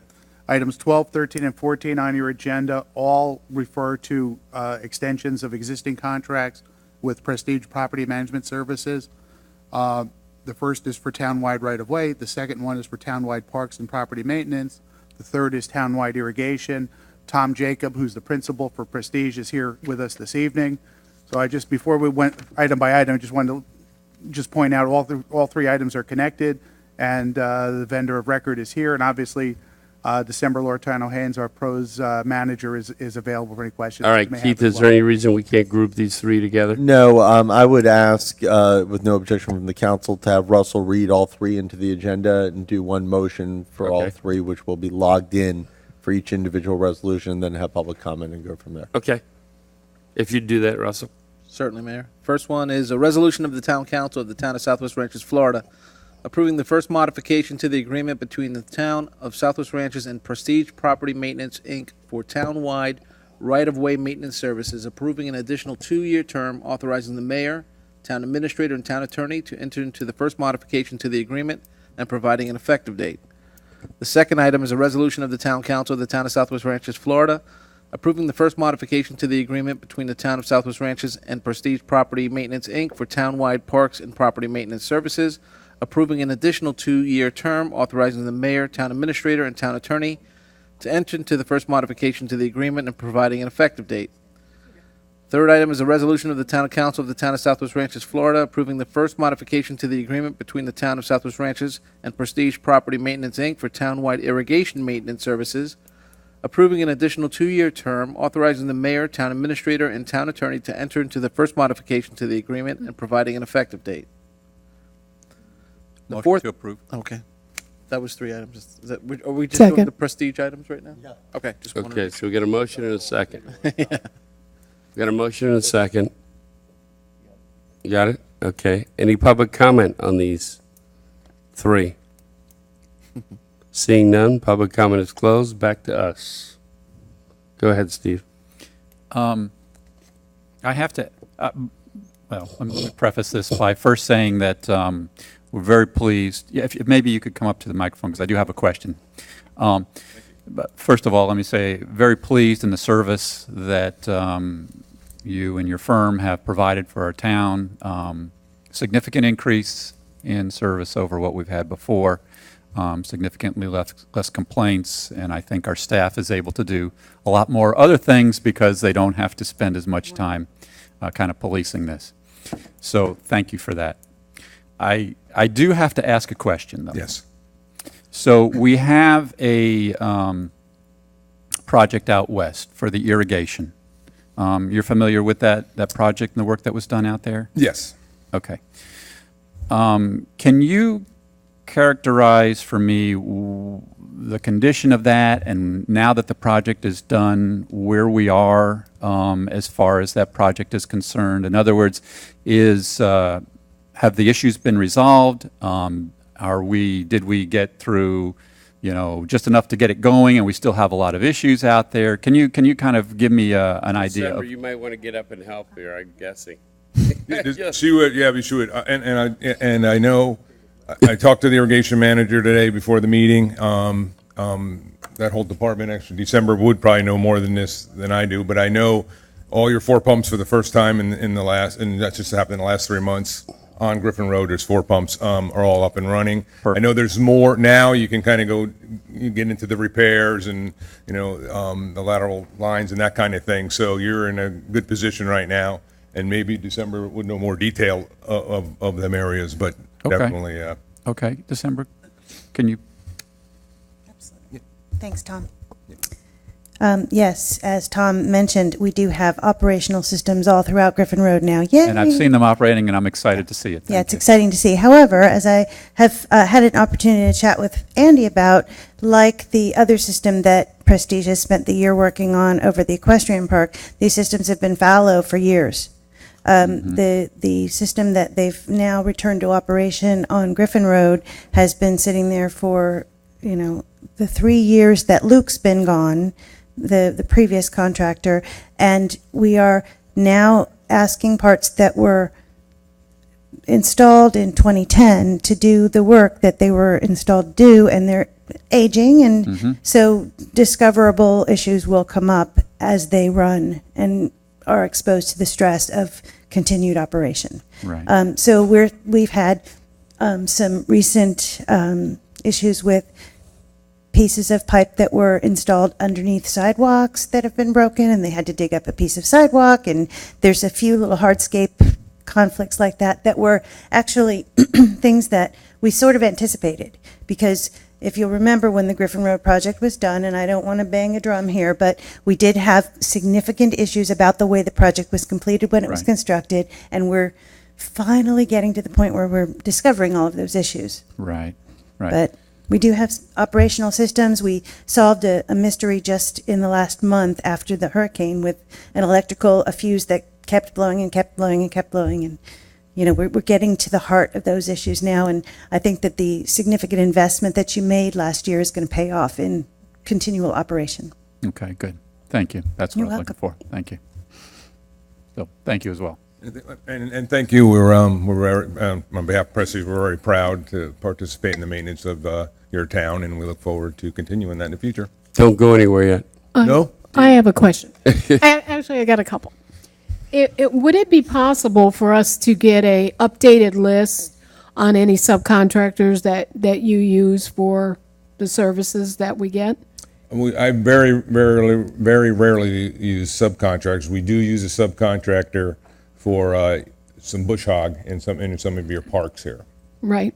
Yeah. Well, also with that being said, you know, if we could get a list or whoever you use and have that sent to Andy would be greatly appreciated. No problem. Also, just as a reminder, you know, if this service that whoever the subcontractor is not doing what they're supposed to do on the given time frame, then, you know, this is something that the town would. Oh, no. It's just for us, for managing alone, our subs have to be, you know, and like I said, I don't like using subs in any horticulture aspect we do. We happen to use, and about the only thing, I use a couple of bush hog contractors. I don't use bush hog anymore because most of Broward's almost built out. So, but anyway, so I have two primary contractor, one mainly, and then another one that's out for this section and the southern portion of Broward. But yeah, it's there's no problem to give a list because there's two contractors that I've ever used. So yeah, like I said, it just you know, just so that service that's supposed to be provided us is done when it's supposed to be done. Oh you know? Yeah, no problem at all. And so far, it's been so good, but yeah, I can do that. Okay. Gary? Yeah, just, observation and comment. I think you guys are doing a great job. Thank you. Griffin Road looks, I don't think it's ever looked that good since it was first installed. The observation I'm going to make is it's a safety concern. I don't know that, I don't see enough safety for your workers with the traffic. I see guys walking up and down the median and they just come out of nowhere, and you know there's not cones put out and stuff like that, and sometimes it's a concern. That's all. I'm just making an observation. I'm not casting judgment or anything like that, but I just think you guys need to put out some more stuff that you know, God forbid that there's a tragedy or you know that a worker gets hit. But that median, that Griffin Road is very busy, and it's a scary road. Yeah. You know what I'm talking about. Definitely know. I walk it myself. And I'll see 4 or 5 guys, and people are whipping by 40, 50 miles an hour plus. 50, 60, yeah. And there's one cone. Yeah. Okay. Yeah. You know, and it sticks out in my head because it just seems like oh man, I almost came so close to that individual. You know, we'd love to close lanes down, but the public was crazy with that, and because we're a moving operation. You know, we're MOT certified. We do we do a lot of cities and municipalities. Yeah, I'm just thinking if you put out more phones or something. I don't have the solution. That's not my job. And I will mention we do safety meetings monthly, and I will express your concern in a safety meeting, and just I'll jump in with that, Gary, a little bit. I have seen you guys do a pretty good job on using the turn lanes to park in to not block the traffic way, and I've also seen you guys lately go over the curb and be up in the grass on the median versus not being in the traffic way. So. We were doing that with the debris pickup a little bit, because we had extra debris, even incidental stuff that wouldn't be your normal FEMA pickup, but just stuff's blowing, and we're still kind of picking it up as we go. Even this month, we're trimming now, Griffin. We're in the middle. We're almost done at the end. I've got a different one. You guys are doing a great job. A lot less complaints, but I would tell you that I've watched your mower guys literally drive by garbage on the side of the road. Okay. Oh, you know, some of them have those grapplers. I don't know that all of them do, but I saw a garbage bag sit on the side of the road right next to the curb for 2 cuttings. Anyhow, so, Yeah, I think and we then got a I saw call on some that, other debris sit next to the fence line that was down, and they just drove right by it. I literally watched them drive right by it. I said, really? I came back and picked up Andy. I said, Andy, you're not going to believe this. I picked him. I said, they just cut, and here's this stuff they drove right by. I know it was back in August, I believe, yeah, it was rectified and brought up to the. So anyhow, We so. appreciate that, yeah. So I would tell you, you're doing a great job. Maybe the guys need longer grapplers or something, or a garbage bag to put it in or something, but, you know, I know getting on and off the mower would be an issue, and that's why you have the grapplers, so they can grab things and pick them up. But once in a while, I would tell you that it's going to require them to get off the mower. There may be a rubber from a tire that's came off or something, or a larger garbage bag or a bigger piece of debris. And I don't know if they should pile it somewhere and pick it up at the end of the run from mowing, because they can't carry some of that stuff on the mower with them. And we have the account manager now, at the end of the mowing cycle, he goes even through, and the supervisor would say, hey, I couldn't pick up this bag, or a tire was a good example. Right. And bigger stuff, and he grabs it. Okay. So he does an inspection at the end. Because I've just seen it so many times, and we're coming into the holidays, so if you guys could police that a little bit better, would be greatly appreciated. We will do. Appreciate it. Anyone else? Anybody? Okay. I appreciate it. Thank you so much. You got a motion and a second, and call the vote. Okay, Councilmember Bright Cruz? Yes. I fixed it now. See, I fixed it. I'm right That on. was priceless. Okay, you made your Councilmember point, Gary. Jablonski? Yes. Councilmember Schroeder? Yes. Vice Mayor Fisickelli? Yes. Mayor McKay? Yes. Made D happy. Can I point out that G comes before S?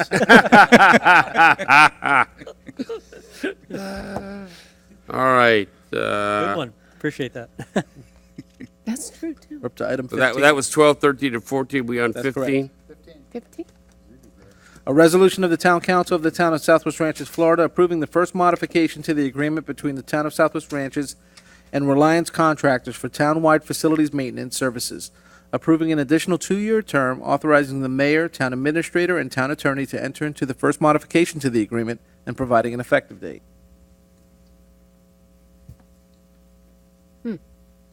Motion to approve. Second.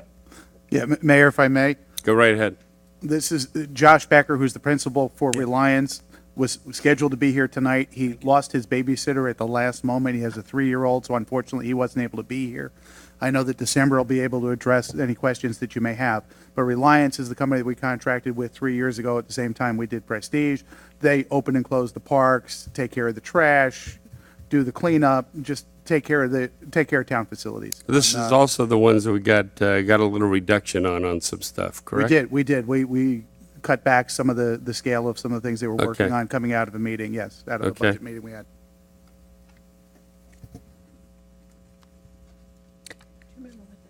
We got a motion and a second? Okay. Any public comment on this issue? Seeing no public comment is closed. Back to us. No issues? Hold on. D asked me to wait a second. You're getting me in trouble. Huh? Waiting on D. Oh.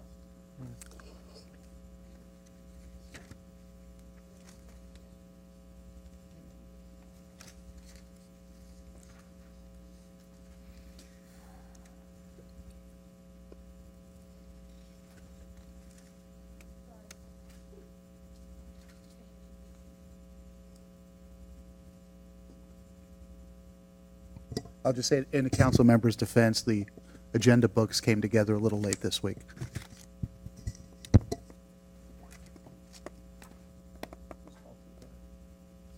Yours. Yeah, Mayor, if I may, just to address the Go question, ahead. I'd like to ask December to come up, just to speak to the contract, the services, and the cost of the contract, if you Go could right touch ahead, on December. The annual Okay. cost.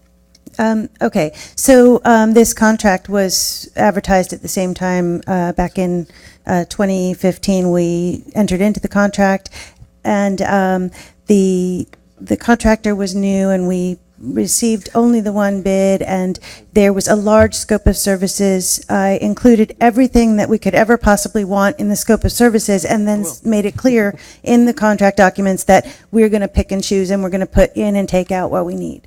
Having said that, the base bid was in the realm of $65,000 a year, which included visits, monthly, weekly, and daily visits at different locations on different schedules, and that's all laid out in the contract too. I'm sure if you would like to entertain yourselves in order to get to sleep tonight, you could read all of that. It's quite extensive, but it does lay out in a lot of detail the various responsibilities. And as the council members rightly pointed out earlier in the budget season, we did have some areas that maybe don't need quite so much attention. So we cut those things out of the contract. The contractor is perfectly happy to take those reductions in service. When such time comes that those locations do need more attention for any reason, they'll be added back in if during the term of the contract. We've been happy with their service. They're nothing if not agreeable. They report to us on inventory. They take care of the Rolling Oaks Barn janitorial maintenance, the Country Estates janitorial maintenance, the Sunshine Ranches Equestrian Park maintenance. Currently, they're the body that's taking care of inspection of playgrounds. This is the other thing that we talked about at budget season, which I'd like to kind of put into more qualified hands. They're reporting on issues. Generally, there isn't something that you guys would call me about and say, hey, did you know that problem that they have not told me about and we're already acting on? I'm pretty satisfied. I look forward to working with them. And, if that should be the will of the council, and that's about it. I'm glad to answer any questions.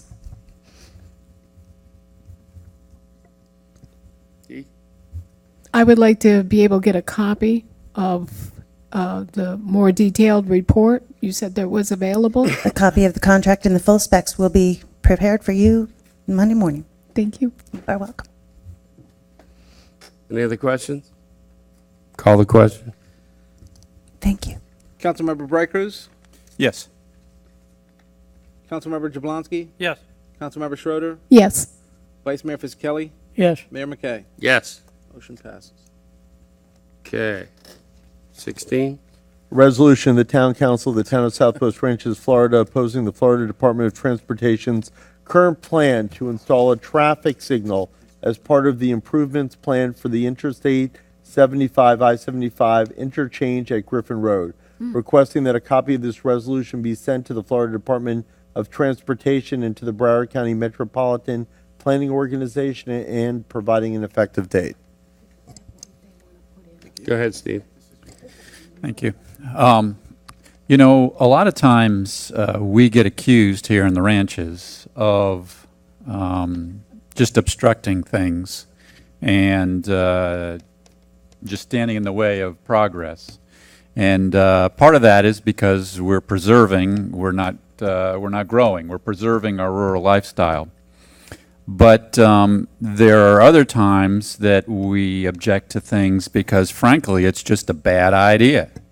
And we objected to the interchange when it was updated several years back.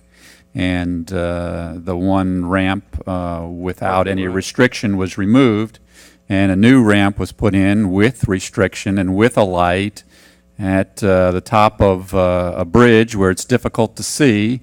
It was just a bad idea, and so because but funds were available and whatever, so it ended up being done against our objection. But the result of it is that the proof is. The question is whether it was safer before the construction was done or safer after the construction's done. You certainly would hope that after you're spending millions of dollars that you would end up with an interchange that is safer And at least at the end of the day, it's safer than it was before. Maybe it costs you a little bit more time and a little bit more effort, but at least it's safer. Isn't that the primary objective? But the reality is that by any account, looking at the number of accidents, the number of serious accidents before and after this project, it's not even close. It's significantly more accidents, significantly more serious accidents after the construction was done than the before it was done. And so now we find out that more money is available, and we are being asked to take the other side of the interchange between Griffin Road and I-75 and do a similar project on that side. Well, it's still a bad idea. It's still going to be a less safe idea. It's still going to make our community less safe, not more safe. And so I fully support this resolution. And I would also encourage our residents to come out to the meeting on the 16th to really have a good crowd out there and do our best to kill this project and to put an end to these changes. Thank you. Mm-hmm. Yeah, we need a motion. I'll make a motion, yes. Second. To approve. Awesome. Resolution. I'm going to jump in here because I got to tell you, this is like bad ideas to worse. And I don't have an issue with their additional lanes they want to do and their other stuff, but listen, if anything, we'd like them to get rid of the light they put in. Right. Not only this resolution to oppose it, but the MPO, I'm going to go to FDOT again if I have to up there in Tallahassee in Broward days. We'll take another appointment and go over there, and hopefully they'll just send me back the MPO and say the MPO can take care of it, but who knows? But thank goodness we're getting a little. I haven't talked to Judy Paul. I have talked to Brian Kalika. I'm going to talk to Greg Ross over in Cooper City and see if I can't get Sturmer and Weston to get on board with this. But as we all know, the problem is the bridge and the lane and the turn and all that jazz. Dykes and Griffin. Yeah, without a doubt. I mean, it's actually Weston Road in Griffin. Yeah. So, but we all, if we think outside the box, I know they can fix the problem. All they want to do is stop traffic. We don't want to have our intersection like Pines Boulevard. I mean, it's just insanity. I don't know how many lights they have over there, but they've got a lot of traffic lights on the top of Pines Boulevard. So, yeah, I'll tell you, I'm going to be laying down in front of a bulldozer or parking in front of it or whatever. If I have to get arrested to stop them, I intend on stopping these guys. So hopefully it won't come to that, but I'll call paramedic. I'm stepping up at the plate if I need to. So, all right, any public comment on this matter? No.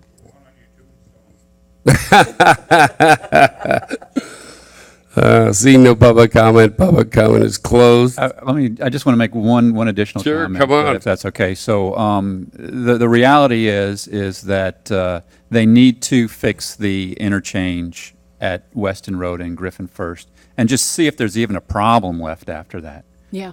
You get that resolved, and I'm a firm believer that there's not going to be any traffic issues at all on that interchange, and you'll see just how wrong they've been. Wrong they've been, and how little that, they're recognizing a problem, and I get that. There's a problem there. The thing is that they're not addressing the problem. They're trying to fix it with something that's going to do nothing to solve the problem. So they should focus. They should work with the MPO to focus on the bridge at Griffin and Weston Road.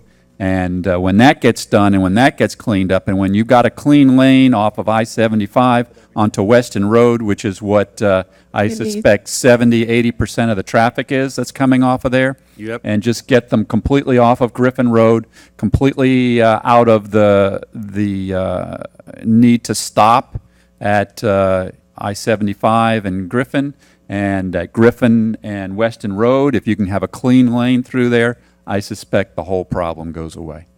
So you want them to come back and say to you, it was a bad idea, Steve. Bad idea. No, we I'll just settle don't want with to them put just the not light coming in. back ever again. Yeah, listen, if they could get off at Jog Road, that flyover before they even get to us, Yeah. that would even be better because that's right where they're going into that commercial complex over there. Where they're going. So, Gary, anything on this one? No, nothing that I could add that hasn't been already said. Ditto on everything except I'm not going to get in front of a bulldozer. Okay. No problem. I will. All right. Call the question, please. Councilmember Bright Cruz? Yes. Councilmember Jablonski? Yes. Councilmember Schroeder? Yes. Vice Mayor Fisickelli? Yes. Mayor McKay? Yes. Yes. Motion passes. All right. 17 we're skipping. Correct. Yeah, just for the record, Mayor, item 17, staff is withdrawing for this evening. Okay. All right, number 18, discussion town vendors taking adverse positions.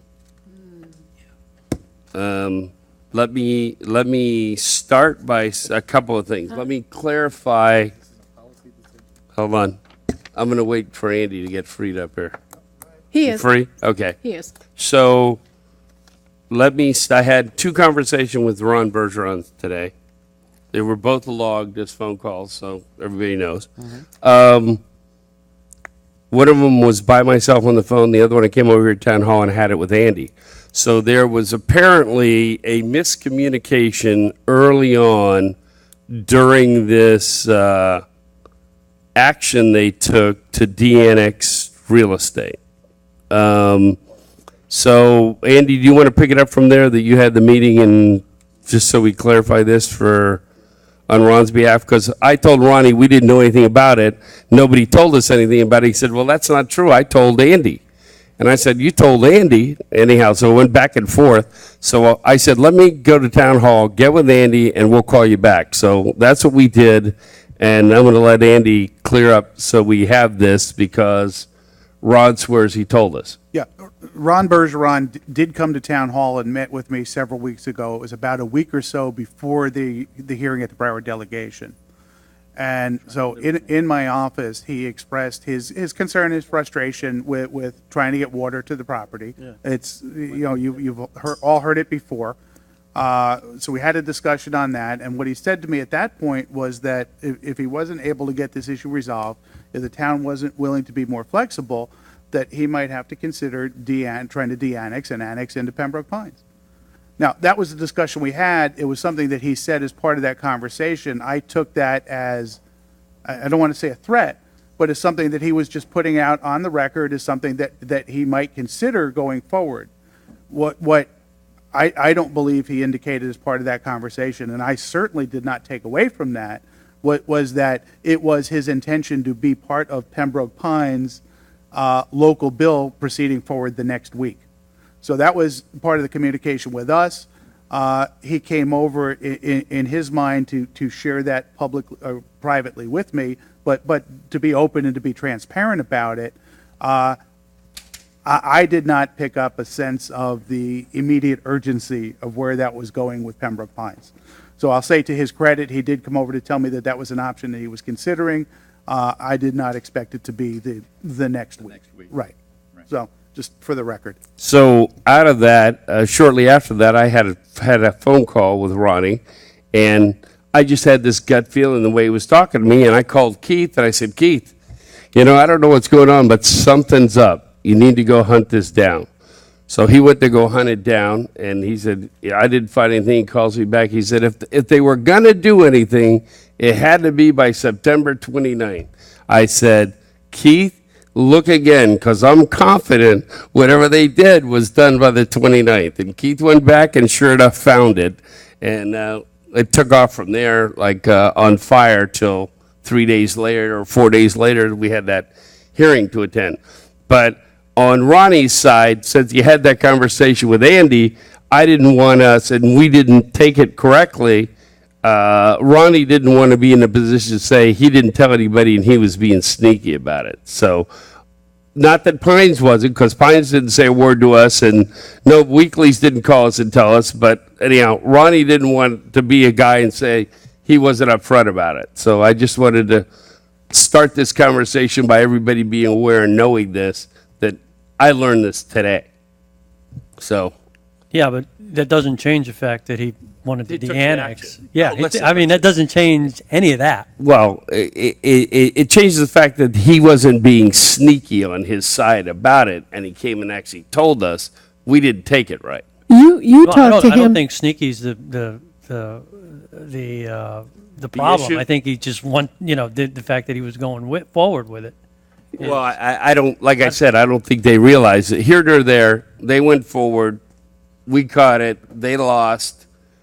Not that they're not still fighting at the moment, but I think the other conversation that we had was that if you can wait till April, the whole thing might be fixed related to his issue. So I kind of said, look, if you can hang on for 4 months, let's see where it goes. So that was my comment to him related to that. And I think Andy told him the same thing, did you not? I did. Okay, so. How many other people got a phone call up here? Anybody? I got a phone call. Oh, I got a phone call. I didn't answer it. I didn't either. I was in the middle of work. I couldn't answer it. I was in a meeting getting eggs or something. I don't know. I didn't. I knew better. I knew better than to talk to somebody without somebody present. I get myself in enough trouble. I don't need to do any more. What I feel about this, I feel like, what they did was horrible. It was absolutely horrible. There's no excuse for that. At least not sitting down and talking to us and trying to work something else out. But to turn around and us to find out at the very last minute, it's kind of like getting a booger on your finger. You can never get rid of it. And I don't see this ever going away. I see him continuing, not only him, but also the weeklies. I see this to continue. This isn't going to stop. Are we just going to sit back and take this? Our job is to protect this town and the residents. And if we don't do something about it, are you protecting your town? You protecting your rural lifestyle? They're going to keep fingering. Which brings me to other properties that are out there that they could buy up, Pembroke Pines. And I have a piece of property in mind. They purchased this property, Pembroke Pines did, and when did we find out they purchased this property? Oh, was this a little sneaky thing too? I'm not happy. I'm really upset about what they did to my town. I take it personal, not just as a council member. I take it personal to me. I moved out here because I like this area. And when we had the choice of going to another municipality, I mean, Davie was an interesting thing, but we had a choice and we became a town. And I'm keeping it. I'm keeping it. He can be a bully and everybody else all they want, and we can bully right back. This is the little town that roars, and I think we just need to roar a little bit louder than him. If I could jump in here Go right ahead. at some points. I don't know how many of you listened to the audio of that meeting. I think you three did a great job, mayor, the town administrator, and the town attorney, explaining our position. I was kind of disappointed in our state representative. Wasn't, I don't think he was on point, and I think I'll just let it go at that at this moment. But one of the things I think we need to consider is how do we prevent this in the future, and how do we get notified of this? I mean, there was somebody, the fact that we never got a phone call from anybody officially, or a letter or something to that effect, is really disconcerting from the Broward delegation. And you kind of expect that stuff from our neighbor to the south. They're taking adversarial positions whenever they can, and they've publicly stated that this is never going to stop until we buy out the entire town. I mean, that's a matter of public record. Mm-hmm. And then we have the letter that their city attorney just sent out to, I think the only person that didn't get it was Keith. Yeah. That they're just going to continue to seek future annexations and things of that nature. So what can we do, I think, is our first priority. What can we do to stop this in the future? One of the things I've suggested is that we have a designated observer at Pembroke Pines meetings for every one of their meetings, because they can bring it up during comments, they can bring it up on the agenda, things of that nature. The observer, be it town staff, be it attorneys, whatever form that takes place in, I think we need to, as a matter of policy, do that. I hate to say that, but we have to really keep our eye out for that. Their takeover attempts they're being relentless. What they couldn't do in the ballot box, they're going to do with the purse, and then come back for us. And after listening to the audio, the biggest takeaway I got from it was that most of the people felt that that our residents have too much control over the council. And I heard that in several tones, and I was like, last time I checked, that's what a democracy is. Right. I mean, hello, did I miss something in civics? Many years ago, and and I'd have to say that's a that's a plus sign. Yeah, that's a compliment. Yeah, I took that as a backhanded compliment. Yeah, but I would think you would find that more in a small municipality like this. When you start talking about large numbers, when I lived in a large city, I didn't get involved. I didn't go to any meetings. It was like, just don't raise my taxes and blah, blah, blah, and that's it. And I think most of those people that live there, they don't really care. I don't think they have a clue as to what's going on. They don't. They don't have a clue. And that's how we formed our town. That was the basis of our town. It was not in my backyard. It was, we don't want progress. We don't want cut-through roads. We don't want small lots. We don't want condominiums. We're not into the whole commercial aspects. Yeah. I mean, we take that stuff seriously, and I don't think they believe us. And and they keep trying. The city is not going to drop the attempts that we figured out. And I'm just going through my notes here, and unfortunately, with some of the vendors that we use in our town and that wanted to de-annex, they took a lot of goodwill that they built up over the years, and in my opinion, kind of tossed it out the window. They threw the baby out with the bathwater. Yeah. The Bergeron companies have contributed to our parks, have done a lot of things. They've hosted stuff for us. They've done a lot of good things. But and the same thing with the weeklies. They've come down to our budget levels. They've done stuff for us. They've loaned us their pavilion, and whatever, and they gave us a lot of goodwill and a lot of good things. And they just threw that right out the window. I believe. When by trying to basically they're trying to destroy the town. Yes. In my opinion, with the the de-annexation procedure, every ending has a beginning. You can quote me on that one, okay? When we don't need to go the way of Hacienda Village and places like that where they got absorbed by other towns. This is what we fought for, and I don't want this to be the beginning of the end. And we need to fight for every acre, every square foot, every nickel, whatever we've got to do to maintain that posture. And I'm really disappointed that they're going for that they went for de-annexation. I really felt that was a bad business decision that affects us personally. I recognize that they made a business decision because they're businesses, obviously. But it affects all of us on a personal level as homeowners and whatnot. And I think there should be some consequences for that. But isn't there something that, Keith, we can draw up that when these vendors sign these contracts, if they're not, if they're considering anything like this, that we can void the contract? Or I think the term is if they're any way adversarial against us. Isn't there something we can draw? Yeah, we probably need Keith to jump in here on that. But the point I'm trying to make is there should be consequences for their actions. Yes. I really feel strongly about that. And, and that's why I asked for this being a discussion item at our last meeting, because we need to kick this around. We can't just say, oh, well, Nope. We're not going to have a town left if we Nope. say, oh, well.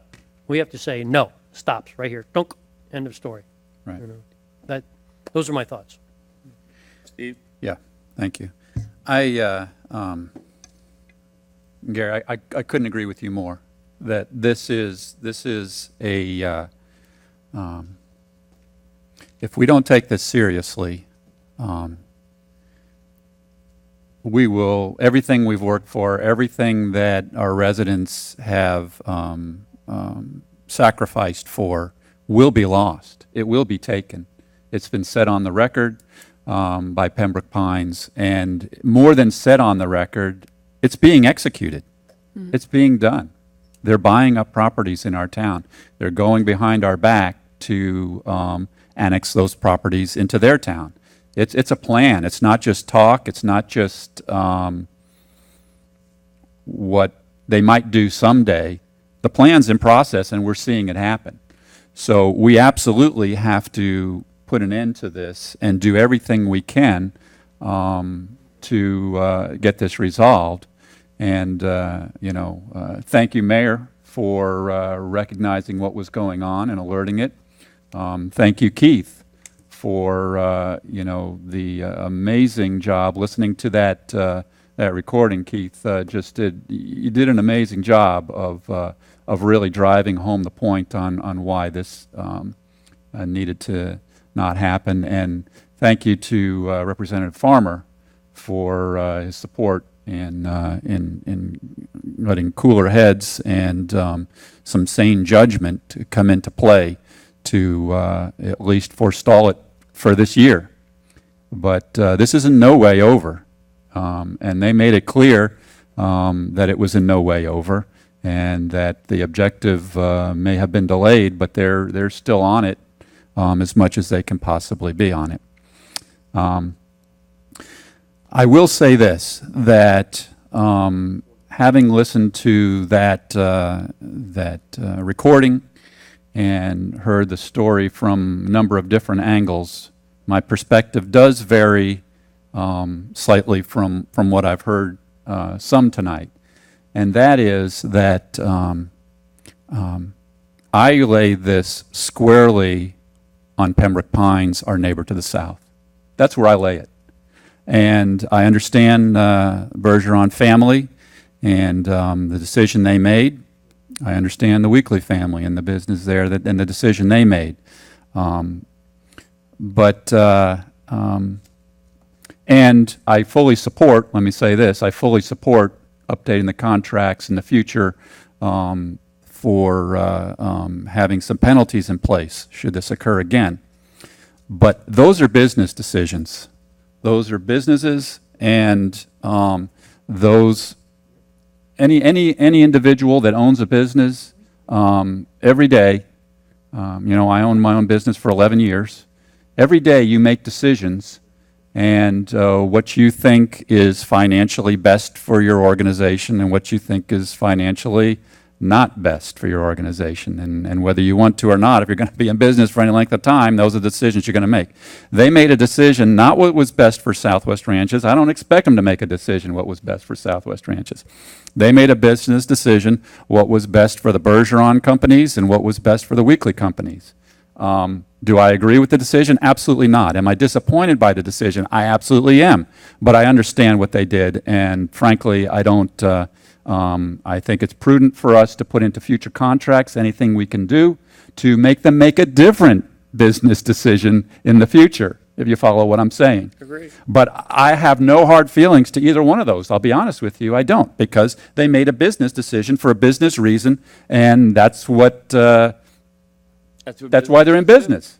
That's why they're still in business. That's why they've been in business for a long time and they've been successful. They've made those decisions. No, I put this blame squarely on Pembroke Pines, our neighbors to the south, that instigated it, that did not give us a call, did not give us any heads up, in fact, worked behind our back on it, manipulated the Broward delegation against us, and continue to publicly and privately do everything they can to take over our town. That's where the blame belongs. I don't think we should be distracted by anything else. That's where the blame belongs. That's who is behind this. Gary, I think you have an excellent idea. We need to have somebody in their meetings to hear what's going on. I wouldn't even trust a tape of it, to be honest with you. I wouldn't trust a tape to watch it later. I think that a tape could easily be, oh, we lost that piece somehow. So I think we do need to have somebody there to listen. Can't we have somebody with a camera? Because you can go over there and video with your own recorder. It's even better. Have somebody be there and video the meeting on our behalf. Right. So, but that's where I squarely place the blame, and I think to place it any place else is going to take away the focus from where it belongs. And so I definitely support the change in the contracts going forward, because I think, as I said earlier, that will help them motivate them to make a business decision that is in our favor as opposed to Pembroke Pines' favor. But He wants to join in on you. I believe the blame belongs squarely in Pembroke Pines. To send somebody over there with a video camera, I mean, for personal gratification, I think it would be great. However, it's kind of like, you want to talk about making them mad. Boy, that would make them mad. Oh, well. I don't think we can make them any madder Oh, than they are. I think you could. I truly think you could. I think they would find more ways and just be more determined to do that. Just to go over and have somebody sit and listen to a meeting is one thing. But to literally, physically video, I think you would... I'll be nice. I'll say make them mad. That's not the word I was looking for, but I'm fine either way. I'm not sold on the video. I wouldn't oppose it. But to be honest with you, Dee, they're already buying up our town and they're going behind our backs to annex our parts of our town. I don't know how much more mad we can get. they are, and that's why I'm going to bring up the property that was sold to the school board. It's been sitting there forever and has no bearing for that school board. So for that woman to stand here and tell me that it's in her portfolio, what's going to happen one day when you wake up and you get a phone call from town hall and says, oh, guess where the portfolio is? It's been bought up. That's happened before. Well, let me ask a different question. Keith, is there any way we can put the school board on notice that when and if they ever sell that property we sold to them, that we have first refusal to buy it back? I know we're sort of jumping around issues. I know, but still. On that issue, we have previously told the school board that we wanted to buy the property. There's letters in the record saying the town wants to buy the property. When a governmental entity sells a property, they have to give the municipality where it's located, county, municipal, there's a level that they have to ask first of interest before they go out to the general public. So, in this case, I'm not, assume that's built in? I'm worried about the annexation issue. I'm not worried about that issue. Listen, I think we're all on board with you. Okay, what about the other one, putting something in place for our vendors? If you want to know my thoughts, two things I'd like to do if we have a minute to digress. First off, everyone keeps mentioning what was said at the Pines meeting. I want to put that in some context, and I just pulled it up so Russell can play it and so that everyone can see it, okay? A lot of people don't know Pembroke Pines cut a backroom deal with Weekly to buy all of a major portion of Weekly's property out west. Not only did they do that to install that road that they then used for Franklin Academy and then cut the town off, Right. but they did it for a reason that not even at the meeting, if you all listen to it, would they admit to us why they're buying up all the lands out west. So the item that came before the city of Pembroke Pines most recently was a resolution to purchase more of the Weekly property. So it's 30 seconds. I just want to cue it up so you all can hear the resolution read in the record. You can hear what the mayor said, and then you can hear what their legal counsel said.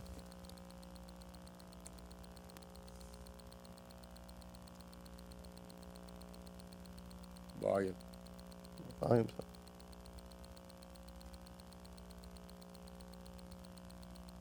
You can play it through the mic if you want. Just start it from the beginning. Weekly Brothers Leasing Ltd., subject to the terms and resolution of the City Commission of the City of Pembroke Pines, Florida. authorizing the purchase of that certain plus or minus 2.4 acre parcel of real property located generally at 20710 Southwest 54th Place, Southwest Ranches, Florida, from Weekly Brothers Leasing Ltd., subject to the terms and conditions as set forth in the purchase and sale agreement attached here to as Exhibit A and incorporated herein by reference, authorizing the proper city officials to take any and all steps necessary to effectuate the necessary documents in order to effectuate this purchase as set forth in the attached contract for sale and purchase, including the execution of all necessary closing documents, including all the closing statement, providing for conflicts, severability, providing for an effective date. Moved by Commissioner Cyple, second. Second by Commissioner Steele. Will this ever end? We're working on it. We're going to just have to buy up all the property in Any Southwest discussion? Ranges. All in favor? Aye.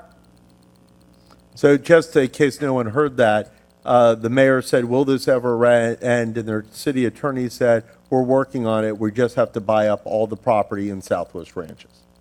Okay? What was the comment?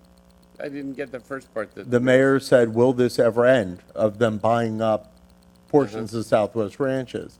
And he said, we are working on it. We are buying up. Yeah, just. So I guess they think they can buy up the entire town before the litigation's over, before they have to pay us? This has nothing to do with the I litigation. know it doesn't, but I'm just saying. Cyple, second. Second by Commissioner Steele. Will this ever end? We're working on it. We're going to just have to buy up all the property in Any Southwest discussion? Ranges. All in favor? Aye. That is the quote from their city attorney. In addition to the quote that we're working on it, we need to buy up all the land in Southwest Ranches, was the letter that was sent to our town administrator and the commission, less me, where the last line of the letter says, we will not stop, or we will continue to pursue. You know, I didn't get the letter, or I would have known. Continue to de-annex the lands within the town of Southwest Ranches. And that's why I don't want to lose the focus on what the real genesis and source of this So, is. two things I want to add to this. Weekly and Bergeron do not want to de-annex from the town because of water and sewer. I don't want anyone to think that that is a reality. That is a bogus argument. They want to de-annex because of the zoning. They've made that clear, okay? They can get water and sewer. That's not a difficult one for them to get. They don't even know the price. If they were to pull it in from Weston, and everyone agreed that Weston is right there, we've gotten estimates of $3 million and change. It wouldn't just be for them. It would be for all the properties out west. Everyone would participate in the funding. It's not a financial issue to prevent them from putting in water and sewer. The only reason why they would de-annex is because of the zoning. They made that clear, okay? They consistently stated on the record, and in fact, Lonnie Bergeron was the most articulate and honest about it when he said the town of Southwest Ranches is never going to give us what we want. You know, he wasn't saying water and sewer. He meant the density, the uses, and everything that they would need to maximize their value on their property, which is why I made comments in response. It's not a municipality's job to make a landowner money.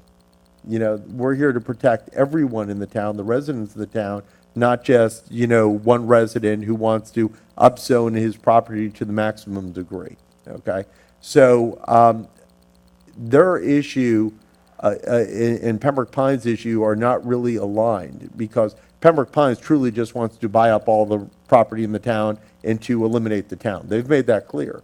Bergeron and Weekly want to jump ship from the town to upzone their property so that they can do whatever they want with no restrictions. I think Weekly referred to our residents as that they disrespected him. Disrespected him. Disrespected him was the quote, that our residents were disrespectful and disrespected him and his family. I think something to that nature. I can definitely add a clause in the future to all agreements. I could put in an anti-adversarial position clause in the agreements that basically says if they do something to be adverse to the municipality, that we can go after them for damages that their actions cause, both financially and otherwise, meaning for defending such adverse action and any adverse decision made about it. That's fine. They may think it's worth the risk, you know, because It may be, which is a little bit troubling. As for having a person at the meetings, I personally, as an attorney, don't think that's the way I would go about doing it. I think it's great. I think it would be loads of fun to watch and to, hear what they say. But I think the reality is that the town should dedicate a member of staff. Russell said he was very interested in doing it. To read every Pines agenda. It's only twice a month. Read every agenda and then read the minutes from their meeting thereafter. I think that's really all you need to do. Yes, something can come up at any time, but it's going to be reflected and documented in the minutes. I think that had we had someone review their record prior to the legislative delegation, we would have seen their resolution putting it on the delegation agenda. So I don't think it's a necessity to sit through 5-hour meetings constantly. I do think it's a necessity at this point to review the agenda, review the minutes, flag anything they think could impact the town, and email it to all the council members and everyone for review. I also think it's incumbent upon us to start paying more attention to the Broward delegation meetings, and similarly getting their agendas as well, and constantly doing document requests of them to find out what's going on. Even though the Bergerons and Weeklies may have notified Andy of this issue, the actual agenda item that was proposed didn't get to the legislative delegation until 48 hours prior to the meeting. So it would have been very difficult for anyone to have found that. There was the item on the agenda dealing with Pembroke Pines, but the Weekly and Bergeron component, which is even more important to us, wasn't added until the last minute. In fact, there were members of the delegation there who said they just got it, the night before, some of them as they were walking into the meeting. So it was sprung upon all of them as well. I think it is highly important for this town to get more political, to start reaching out to the Broward delegation and the elected officials, inviting them to the town one-on-one, having meetings at the town, telling them about the town, showing them the areas, and explaining to them what we've done to preserve this lifestyle and to create a drainage basin for the remainder of the communities. I think that is incredibly necessary going forward and something that really has to occur. I think that Representative Stark needs a major speaking to by the council about his position in this matter, because I just don't understand it. I don't understand why he would waffle between the notion of de-annexing a municipality, in favor of another municipality. It's not, the position's not logical to me, and I think we need to better understand why he would even consider supporting Pines in that effort. I spoke to Andy earlier today, and I'm going to throw it out here as also an agenda item moving forward, and that is Andy and I discussed having a better relationship with neighboring cities such as Sunrise, okay? And maybe really meeting with them and speaking to them about the future delivery of water, sewer, other services within the town of Southwest Ranches. The reason I would state that is not because of great affinity for Sunrise, although their water is clear, unlike Pines. The reason I would state that is because they are a municipality of great size and in terms of residents. And at this point, the town really needs allies. Well, we have a great relationship with Davie. It's a wonderful municipality, shares a lot of our values. But we need a bigger municipality to be able to come to bat for us. So one of the things that I'm brainstorming with Andy, we speak every morning and we were talking about it today, is, maybe figuring out a way to increase Sunrise service area to include the town. And that way, if Pines made an aggressive attempt like this, saying we're de-annexing them because there's no provision of water and sewer, at least then Sunrise could come forward and say, we can provide water and sewer. It's part of our service area. You can't say that, Pines. And that knocks their argument out of the water. So, there's a lot of things that we've learned from what just transpired that we need to do more of in the future. The two greatest things that concern me are one, that they are not stopping. They've made it clear. Not only are they not stopping, Bergeron has, as recently as last Wednesday, I think to be certain, called every member of the Broward delegation in an attempt to bring the matter back up for reconsideration to once again try to de-annex from the town of Southwest Ranches. And thanks to Senator Farmer for again vehemently disagreeing with their attempt and understanding, what this really means, which is very important. I think that they had the vote fully lined up on this one. And I think that where a lot of the council members recognize is that this is a domino, and that was the intent. The intent was to start cherry picking to go from west to east, from the areas that are not, more remote, that they can make an argument, don't have good fire coverage, don't have good water coverage, et cetera, no tax revenue, and go from west to east until they could cherry pick the town. And we have now working on current measures that we're trying to implement, that we're meeting with legislative staff, I think next week, Andy, or the week after, to start, trying to add some additional protections for the town. But I think the town has to be now more vigilant than ever on dealing with these issues. Because once Pines realized that they could not beat us in court, I think now they're going to the Florida delegation in an attempt to get the upper hand. And not only are they going, they realized that by enlisting the money of Bergeron and Weekly, that they had two great allies in their attempt to And Ron Book. And Ron Book, but Ron Book's their registered lobbyist, and Ron does a great job for them, almost too good of a job, because this matter was very difficult to defeat. So we got lucky this year, but I think we need to be very strong to ensure it doesn't happen. Let me ask you a question. Is there any way that you can try to bring forward a law related to municipalities and other municipalities that if they don't agree to the annexation, that it doesn't happen? The problem with that, and we will continue to try to look at issues like that, is what's called a special law trumps a general law.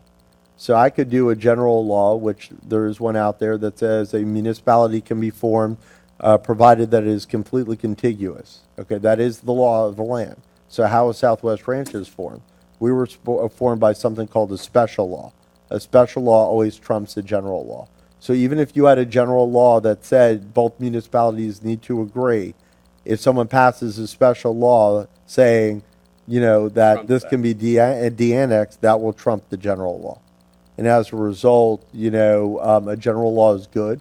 It gives us a little bit more protection, because then you can go to Tallahassee and say they're violating the general law, and it makes for an easier argument. But legally, that still doesn't protect us, and that's a problem. I think that as turnover occurs on their commission, they're going to have major turnover in the next 2 years. Those of you who don't know, Frank Ortis is gone. So you're going to have Angelo Castillo, Iris Seipel, and Jay Schwartz all running for mayor. Okay? You're going to potentially have a new commissioner winning in Schechter's old seat. And as that occurs, the hope would also be socially that that a new group could come in and maybe understand the town's way of life better. And as I've remarked to some of the candidates running when they've called me, I said, listen, you operate your own municipality. You guys do a great job. Just leave us alone. We operate our municipality, you operate yours. We won't have an issue. And I think that's very important to maybe have some new blood there, because I think the same people have been there for Long time. Long time. as long as I know. Sam Gordon's been there 42 years, Charlie Dodge 40 years. It's the same group, and it's the same, rehashing the same issues from the 1990s all over again. And that's part of the problem. So, I appreciate that Councilmember Jablonski put this on the agenda. We'll definitely come up with some language that we will attempt to put in these contracts, but I think the issue is much greater, and it's something that everyone needs to think about, to figure out how to stop this sort of domino effect in the future. All right. Well, I'll have a conversation with you at a later date on who you think I ought to be talking to. All right. Anybody else got any additional input? Any public comment on any of this?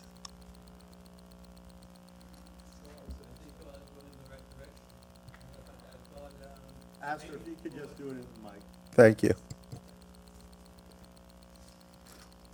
Since it's discussion time. That's all right. Yes, I just think that the direction in which Steve is going is great, because we definitely have to stop them in their tracks. And there is the feeling that they really, really want to squash us. From the very beginning, they were against us forming our own little town. And we have been a thorn in their sides ever since. And not because of what we're doing, but what they're doing to us. So I think you're all going in the right direction. Thank you very much. Thank you, Esther. Appreciate My it. only other comment is that I think that as a council, you really need to go outside of Southwest Ranches. Be involved in the League of Cities. Be involved in what's going on out there so you know what's happening. You can't just be an island to yourself. Thanks. Anyone else? Seeing no additional public comment closed. How are we doing? We good with that? We're done? Approval of minutes, 19. Can we approve them all in one batch? Make a motion to approve them all. I second it, Okay. and I've read them. Any public comments on our minutes? They have been corrected in the past. Seeing no public comment is closed. Call the question. Councilmember Bright Cruz? Yes. Councilmember Jablonski? Yes. Councilmember Schroeder? Yes. Vice Mayor Fisickelli? Yes. Mayor McKay? Yes. Motion passes. Motion to adjourn. Accept it. You better have a big clip, Russell. Yeah, you better have a big